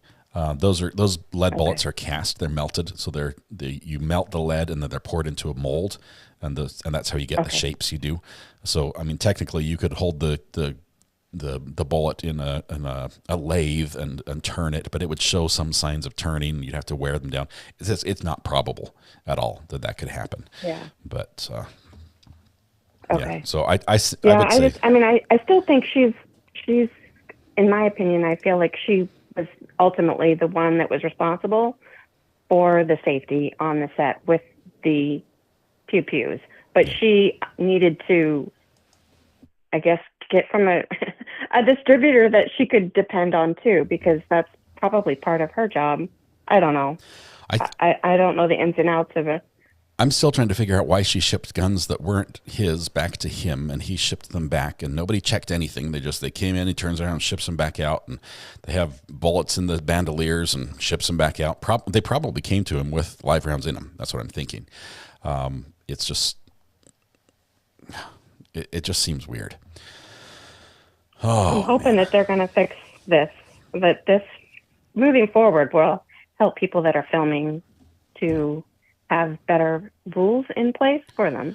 I think, if anything, the Armorers Association is at least going to have some sort of licensing process or some certification process to move on, instead of just saying, well, you're old enough to hold a gun legally, so you're in. You're good. So that's everything else you'll learn on the job.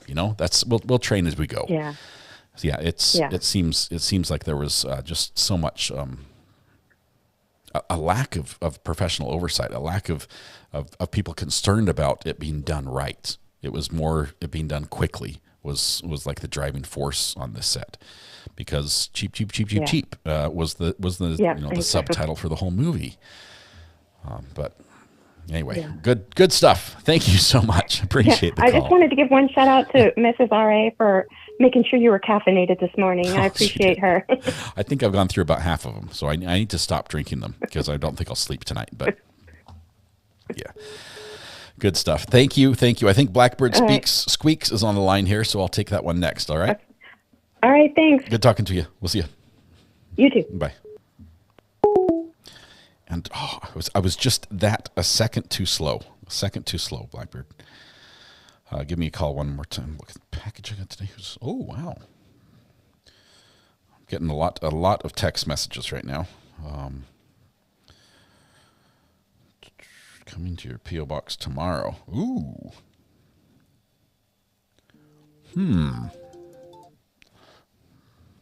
call from. Hey, Blackbird Squeaks, how are you doing? I'm good. Hey.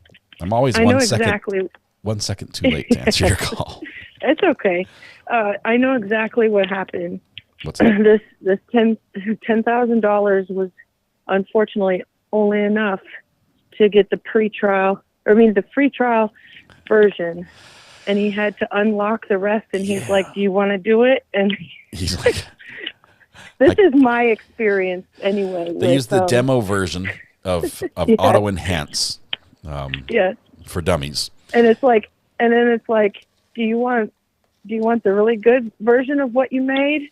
For 10,000 more. Yeah. I think that's what happened. It was freeware. Or he spent all his money removing the watermark and never got to the enhancements. Right. He was in there with paint, Microsoft Paint. But one anyway, pixel at a time. It takes time. I want to know how much time he spent doing this. That question was not you asked. Know, but right. And I don't know. I feel sorry for him because I'm going to just give him the benefit of the doubt where there was some sort of hurdle that he could not. He's like, my expertise is telling me that what I've got is not what you guys need because this, and that. Yeah. And I'm going to give it to you. And maybe she just got nervous, like, maybe we need to do it. I don't know. His explanation when it came to compression, I think that was spot on. I wish he'd use that a little bit more. When you think about compression, a computer, a camera, when it tries to store data, it has to record it in some digital format, right? And so imagine like everything you see is a row of pixels. There's like 2,000 across this way and 1,000 down this way. Each pixel has a color and a brightness, and so the computer has to record every one of those. If you have a lot of pixels and it's recording every single one, it's going to take a lot of space. But if you were to say, okay, we've got this pixel and 3 around it are the same, so we're just going to record that all as 1 pixel. Okay, it's going to and they're going to average values and all that. Yeah, it's going to then trying to take that and enhance it back out. It's not going to be as good as if you had the raw file that has every single pixel value that you can then compare and contrast. So the body probably couldn't transfer. By the way, it's raw files are tough to deal with, but they're fun. They would have had to bring it in on a semi truck. To be honest, I don't know, but the whole film of footage, that would be a lot. But I think this was from the crew that was doing the between the scenes shots. But and that so was it the expensive camera that he was actually enhancing images from, or was it that the $40,000 camera? It was the RE Mini, I think. Was that what he said? Let me take a look here. Oh, so it wasn't their probably Panasonic whatever. No, it's a modular camera where you can interchange the cinema lenses and things like that, and you can attach handles and you can mount it on a dolly or a Steadicam, or it's a really nice camera. It's really nice. But maybe they had it in like we'll just go like 10 frames per second on this, since it's just the in between stuff. I don't know. I'm just trying to give the guy a benefit of the doubt. The poor dude. It was sad. It was really sad. I'm trying to see if there's a let's see, RE. Let's see if B&H Photo has one for sale that will have a price on it. We're kind of geeking out on this a little bit, but it is. I'm not a real expert, but a little fake one. Let's see. Add to cart. I just added an RE Alexa Mini to my cart. Please don't check out right now. That would be... Be careful. Don't sneeze. I'm going to shop as a guest. I don't want to give them the address. Let's see. Where's my cart? My cart is empty still. Why is it empty? I just added it. Okay. In studio only. This item cannot be ordered on the web. Please call for a quote. It's one of those, if you have to ask, you can't afford it items. That's literally what it is. It's like, if you don't know how much this costs, don't bother wasting our time. Let's see. Let's see. Can I do this one? No, in studio only. They're really nice cameras. I wouldn't mind having one. They're bulky. They're not like the smooth, easy to hold camera. It's more like a box with all different lenses. It's not like a JVC. Yeah, it's not a fit in the palm of your hand. It's not a Sony Handycam. Took it to Disney World. Yeah. No. But man, does it get great pictures if you can afford all the equipment you need to work with the images. Yeah, I don't know. It's just a little weird. Maybe there was too much motion in those shots that they particularly wanted, because the motion, unless, I don't know if that was covered, but if it wasn't, I don't know. Let me give you an idea. An accessory kit that has like a bridge plate, an adapter, a handle for this camera, just the accessories run about $5,000. A little frame that goes around the outside so you can mount like lights and microphones to it, another $5,000. A little shoulder rest for it, $2,000. So this is a very, very expensive, very expensive piece of equipment. So the fact that Primo the Magician could not get an image that was at least somewhat clearer out of it was a little disappointing, especially considering the money that he spent on it. But, yeah. Bug Dugger says, remove it from the cart, quick. Like I said, don't sneeze, and excellent order. I have restrictions on my Amazon account for that reason alone, because there's one tablet in our house that has access, and we cannot find it. And we are desperately searching. You just find my phone. You should be able to find your tablet that way, but. That's crazy. So anyway, thank you for the call. I appreciate it. We'll see. We got a good day. All right. Bye. Bye. All right. So the cart is clear. Have no fear. We're not gonna or accidentally order that camera. Speaking of cameras, there is one I'm got my eye on to replace this because I hate how grainy it is. This GoPro. I'm looking at one. I've got my eye on one. But it's not 4 digits. It's not 4 figures to buy that one, thankfully. All right. I do this stuff in Photoshop every day, says AVX in Phoenix. The stuff he did, it's very important. The enhancements he did not degrade the image or add something to it. So there is a difference from how it works than our phones that auto-enhance something. Because they can add and adapt the image in ways where it's not true to the source material. His processes were true to the source material, and that's some of the restrictions he was working with. So we have to give him credit there. But it was a little bit fun to poke some fun at him in lighthearted. He made $10,000 on this. I think he can agree that we get a little bit of a freedom to laugh a little bit. One more call here. Let's see. Call from Indy Cindy. To accept. Hey, Indy Cindy, how are you doing? Hey, I'm good. How are you tonight? I'm doing just great. I'm excited. I'm excited to see the defense take on this case. I think we're going to end early. I think we'll have this go to the jury before Thursday, at least before the end of Thursday. Yeah, me too. I'm really excited. I just had a few little points I wanted to make because I've been watching this.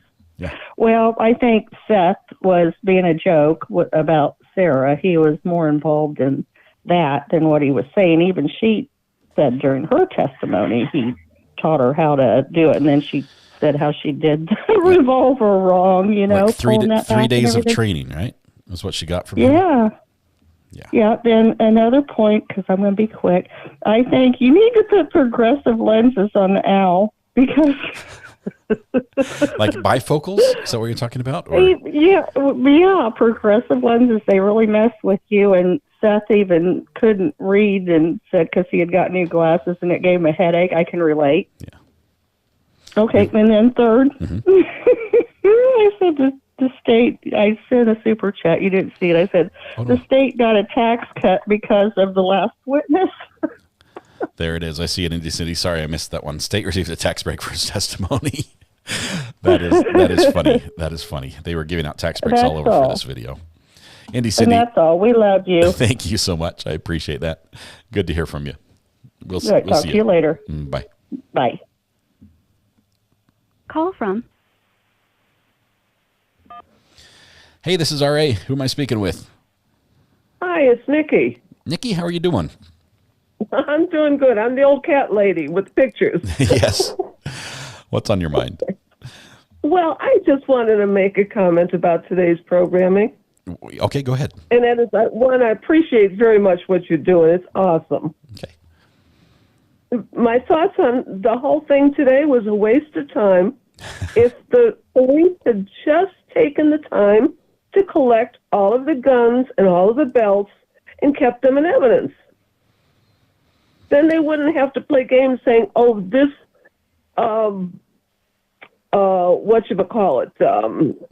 silver center Yeah. matches this silver center match. So maybe it's a real bullet and maybe it's not, but we don't know for sure. You know, if they had the originals and just tagged them and kept them.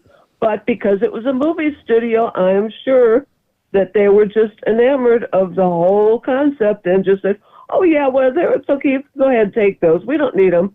We only need Alex Baldwin's. Yeah. It was, there was a lot the police could do differently. It's all in hindsight, obviously. Sometimes I hold out my arm so you can read the text, by the way. I'm not sure if you know why I'm doing this. You might think I'm just being weird. But yeah, it's, there was a lot they could have done differently to make this a little more effective and give the state more evidence, something substantial they could present in court instead of, look at this grainy picture we were able to capture during the set. It's, the jury's going to be scratching their head over this one for a while. It's trying to say A equals B, so B equals C, therefore C equals D. Yeah. And it's like, you can't do it that way. The jury's just going to throw that whole thing out and say, forget that. Yeah. Well, I hope they do anyway. But that doesn't negate Hannah's responsibility. I agree. She has a responsibility here as the armorer on the set to ensure the safety of the cast and crew. And especially specifically when it comes to the use of firearms, and that was not done. And everything else, no matter who did everything else, she was a point where it should have been caught, and it wasn't. So I can. She was. Yep. I can see. She was a point, and Alex Baldwin was the other point, and he's just as guilty as she is. Yeah. In my opinion. I feel there's a good argument there. He didn't have the same responsibility as far as checking the gun for the safety of others, but as far as handling the firearm, just as anyone holding a firearm, I believe there's a responsibility there, if definitely civilly, possibly criminally. We'll see how the state goes on that one. You might be surprised how that case turns out. So we'll see. Thank you so much for the call. Appreciate it. Okay, you have a good night. You too. Bye-bye. Bye-bye. All right, we've got a couple quotes. Chats have been trying to put on the screen. Mama Bet says, the case isn't proven. In my opinion, drug identification, iffy, colored bullets, garbage. An early witness identified dummies with the same colors. They did. So it negates the value of that whole expert. Trisha Fishburne gifted 5 memberships. Thank you. Automata, last witness made 10K disappear. 'Twas magic. It was. Tina Turner fan, yay, 1 month membership. I see that courthouse has changed colors for you. That is wonderful. Let's see. I think I got all of them. We've got one more call coming in. Where'd it go? There it is. Call from Braxton. Braxton, my friend. How are you doing today? Hello. I'm doing all right. If it's too loud, I am driving. Just tell me. I can hear you're turning. It sounds like a left turn signal. Is that a left turn signal? That was indeed a left turn signal. Yeah, they sound different. It goes click, click, and the other one goes click, click, click, click. Did you know that? Oh. I'm an audio expert. Really, I just guessed. Well. I'm sorry, Braxton. I'm just giving you a hard time. I got lucky on a guess. What's on your mind today? So much. So much. That last witness just killed me inside. Absolutely killed me. It was pretty bad. It was pretty, and that was what they finished on. That was their the jury goes home for the night thinking about that witness and $10,000 that he pocketed for what he did. That's insane. And they're thinking, at least could you buy us lunch? At least could you validate our parking while we're here? I mean, we're making what, $8 a day serving on the jury, and the state is wasting $10,000 on somebody who's showing blurry pictures. Yeah. One thing about that I'm really going to be interested in the next couple of years is AI photo upscaling and AI photo editing. See, I think that's an additive process. I think we're going to see when it comes to the law and AI. I think we're going to see a lot of things happen at states and possibly at a federal level. Federally, I think you're going to see some legislation that comes in that mandates that media platforms identify when imagery is AI. I think we're going to see that, and then I think on like for evidence on a state's level, I think we're going to see laws outline the use of AI because it literally creates something from nothing, and yeah, I can make a picture of any crime scene using AI now. The technology is fantastic. It can make a video. Yep. You can you just tell it which face you want to use and describe the picture, and it will keep just rendering and make new videos as much as you want. It's scary what they can do actually. So I think we're going to see some laws on that. But it's the brave new world. So right now it's just free for all. What I think is going to be really interesting is because with AI, what you can do is it can look at photos and make them clear. It can enhance them. But that comes with its own set of issues. It can enhance in ways where it basically says using a certain set of processing rules. I'm going to say enhance this way, and somebody has to program it to say this is the type. This is what an enhancement is. Okay, try to draw a fine line where you see a blurry one. What if it was even a more blurry line? I mean, what if it's enhancing the wrong direction? I think there's a risk to just letting the robots loose and just say make it clear, make it so we can see what's there. Yeah, that is the worry, and that's the issue with AI. Yeah. But I think that when it gets to the point where we don't have to pay $10,000 to have someone make even blurrier pictures. Hang on, you're killing my career choice here. I was just signing up for whatever certification he said he had from the. Yeah, that's great. I think that his profession, it is in a decline. The tools that we have that are able to do this. I mean, he's saying he's literally applying filters and dragging the slider over back and forth. And yes, it's one thing to be able to describe in court what the filter is doing, and experts should be able to do that. But the actual work of it is literally just hit a button. I mean, it's like the Cellbrite stuff. The software runs itself. You plug in the phone and push the button, and it runs itself. And then you can just search for whatever you want, and it just spits out all the data. So I think the way that computers are being utilized in court is changing, and pretty soon there's going to be like a general expert that can be able to cover cell phone extractions, image enhancement, all these things just under one big umbrella. Yeah, definitely. And it's going to be a Google certification. What are your thoughts on Seth Kenney's testimony today? He started good. I was going to give him the benefit of the doubt. I know I've heard a lot of things about him, that he was shady and a snake and things like that. There were lots of allegations made. I was trying to keep that blocked out, and he started well, but I doubted how well he presented himself and his role. It was the self-aggrandizing aspect that made me start to get the funny feel about what he was saying. And then on the cross-examination and stuff, the way he was trying to spin everything, it was like the more he talked, the less I believed. Yeah. And I like a previous caller had said, I'm not convinced that the ammo came from him. I'm not convinced the live rounds went through his shop. I don't see any evidence that says they did. But man, he sure made it look like he was covering it up if it did. And yeah, it's like you made yourself look guiltier than I think the evidence suggests, when you might not have been guilty at all. And maybe the police were able to ascertain that early on and say, no, there's nothing here. There's nothing here. But his actions in court, to me, were the actions of someone who's trying to hide something. That's what it felt like. He felt like he had too much self-interest, and it just wasn't credible. And And his shop is a mess. I feel like it's his just shop is a mess. I would not want anyone to judge me based on how my studio looks, especially from the back side of the table. Okay.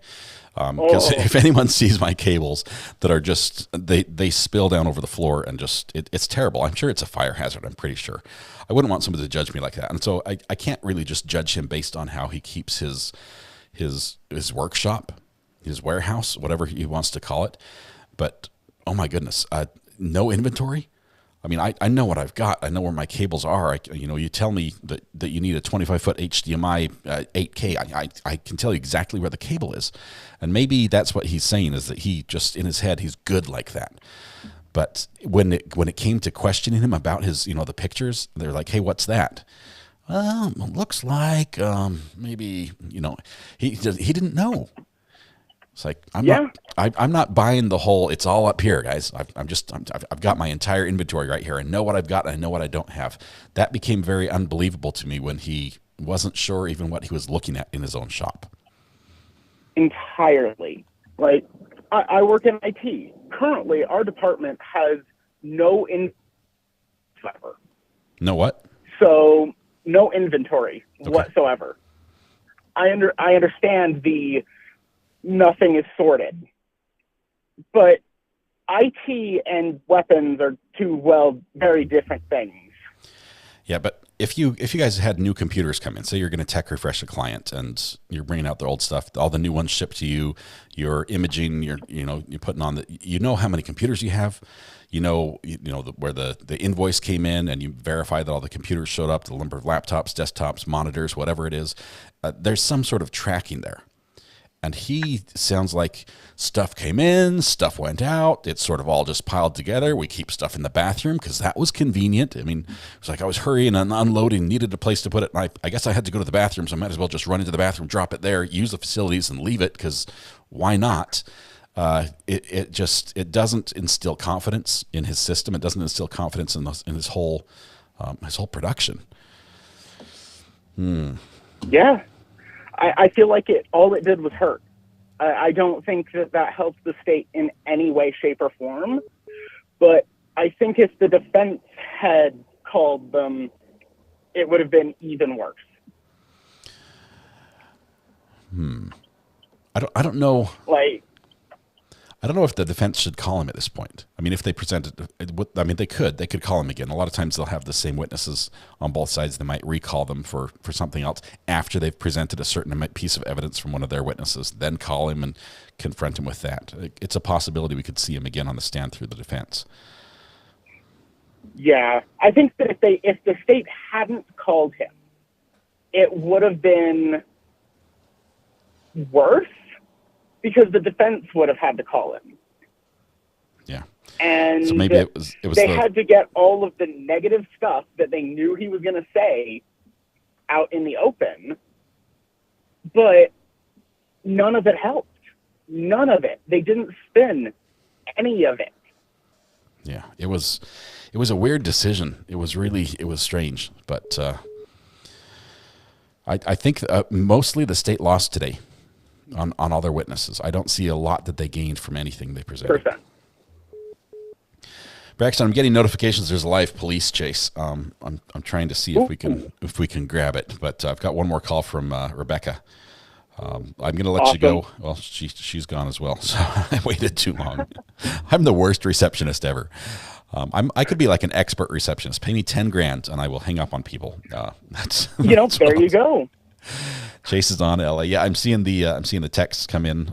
Came on my phone as well, so we'll give a quick look at that. Let's see. Go to MacBook. That'll be fun. I'll jump on and watch. All right, we'll see you. Thanks a lot. Bye. Bye. Call from Rebecca and Buttercup. How are you guys doing? Hey, how are you, Scott? I'm doing well. I'm just trying to pull up the live police chase to see what's going on here. Okay, I was waiting until the end of the day because you have a lot of people calling in, and I understand your frustration. Okay, let me. You keep talking. Tell me what's on your mind while I'm getting things sorted out here. Okay, I'll tell you a couple of things. I don't trust any of them as far as I could spit. By any of them, are you talking about the witnesses or? the witnesses, especially the last guy, I don't trust him. Well, the one with the gun stuff, putting it in the bathroom. Really? Are you kidding me? That seems like a good idea. That's ridiculous. And then the photo guy, $10,000 for that. Please, I was undercharging for putting VHS tapes on DVDs and thumb drives. If he charged $10,000 to flick a button. Anyway, I'm really upset that they think that people believe what they say. They tell themselves so often they believe it themselves, and they expect everybody else to believe it too. Yeah, I don't believe anything that they're saying. I think she was negligent in performing her job, and don't make it any more complicated than that. There are probably other people that was negligent, putting bullets in the bathroom for one, but she's on trial. Yeah, not anybody else right now. Rebecca, we're watching footage of this police chase right now. It looks like it's taken about 8 cops to hold this guy down. Might be on something. I see that. I have my TV on. I wanted to give you an update on Buttercup. Yeah, how's Buttercup doing? Okay, Buttercup was doing great the last 2 weeks. I'd taken her to the doctor because she had problems with her hip. I don't know what she did to it, but the poor thing, it breaks my heart. Here, but it does so I had to go pick up some medicine for her this afternoon because all weekend she acted like she was an 80-year-old woman. Just she won't jump on my bed anymore. If she gets in the back seat of my car, I have to actually help her get into the back seat. And she won't play with her toys. She won't do things that she normally does. And so anyway, just say a little prayer for Buttercup. Yeah, not feeling good. I've been spoiling her, giving her toast and poached eggs. So. Yeah, all right. Hope Buttercup gets feeling good. Thank you. Thank you and for her the update. medicine. Yeah. But you know what? You are fantastic. We all love you, and I don't know where I'd be in my day without listening to you. And you're so patient with people. You're so patient. I'm patient with people because I hope the people are patient with me because sometimes I require a lot of patience myself. So my wife would tell you that's true. How can we not be patient with you, Scott? You are the easiest person to get along with, and you're funny. Try dealing with my spending habits when it comes to tech gear. I think I might frustrate the best of them. But thank you. That's okay. That's your hobby. Oh, that's what you enjoy to do.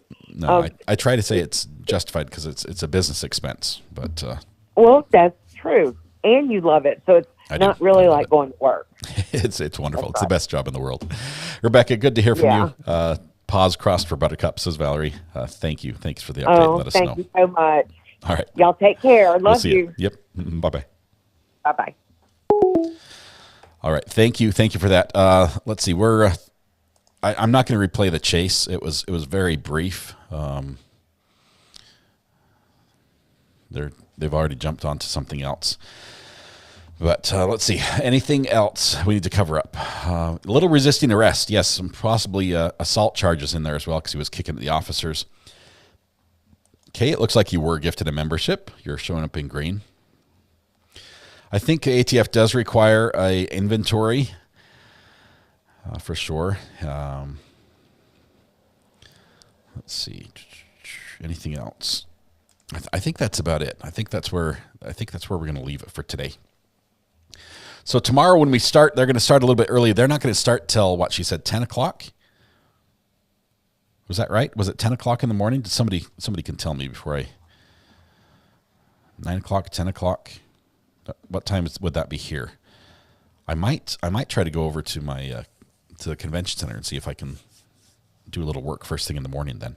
10 a.m. for the jury. So that's noon our time. So I'm definitely going to make a call and see if I can go check out where I have the gig tonight. So late start tomorrow. Everyone gets to sleep in. That's the good news. But tomorrow when we do start around noontime, we're going to have the defense going first. Where can we be redirected? Michelle, I'm going to take a quick peek at who is up and about right now or what's coming up, because there are a few great ones out there. Let's see. Who is live?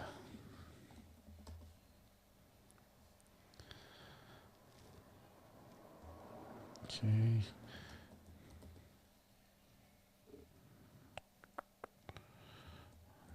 Not seeing anything there.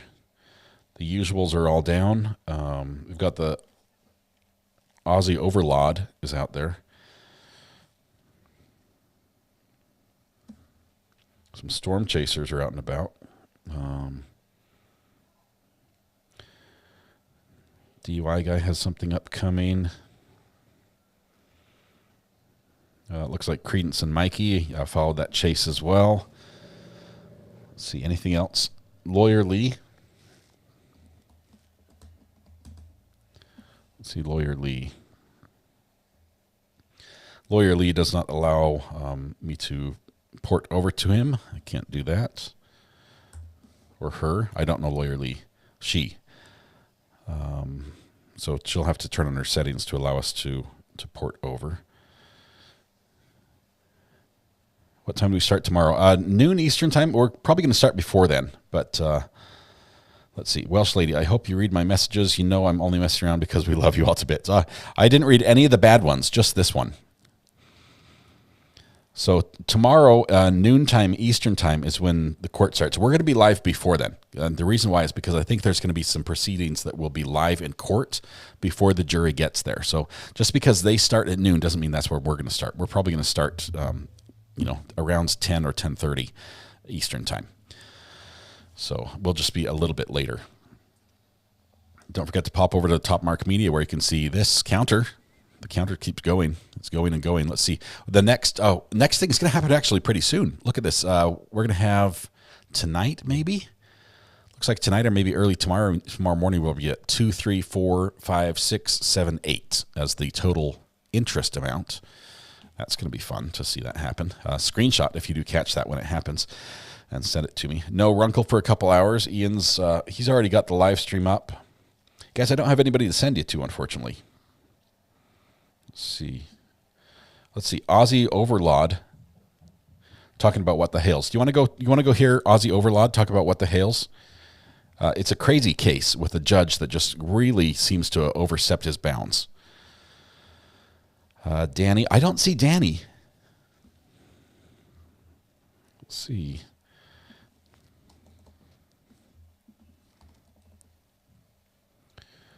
I don't see Danny on direct.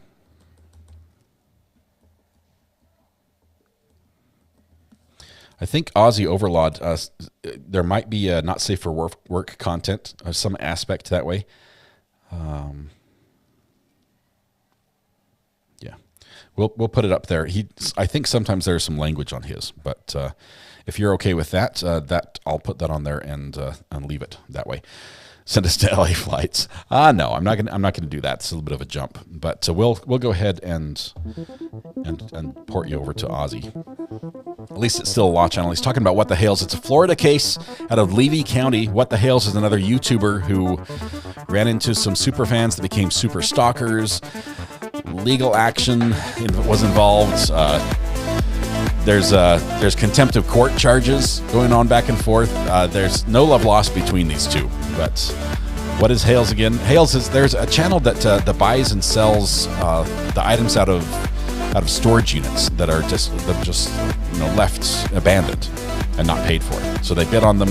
They go to auction. That's how it works here in the United States. They auction them off and it goes on. So they make some money that way. They've done really well. The channel's phenomenal. They're generous. They're very giving. The superfans, I think, were trying to cash in on that a little bit, or at least cash in on the notoriety. Ended up buying the property right next to them, and it became really bad, really bad. All right. Biggin is live. I have never gone to Biggin. Let's see. I will say tonight when you go home, please hug the people you love. Smile at someone. make their day just a little bit better. And please stay safe till we go live again tomorrow morning at 9-ish, 10-ish. Biggin doesn't allow us to go there. He needs to turn on the settings. So we're going to stick with Aussie and do that. You guys have a great day. It's wonderful. It's a wonderful day. It's been wonderful with you guys. It was a lot of fun. Can't wait for some of the recaps tonight. Ian, it's going to be great. It's going to be spicy. Have a good day. Be kind to each other. We'll see you tomorrow. Bye.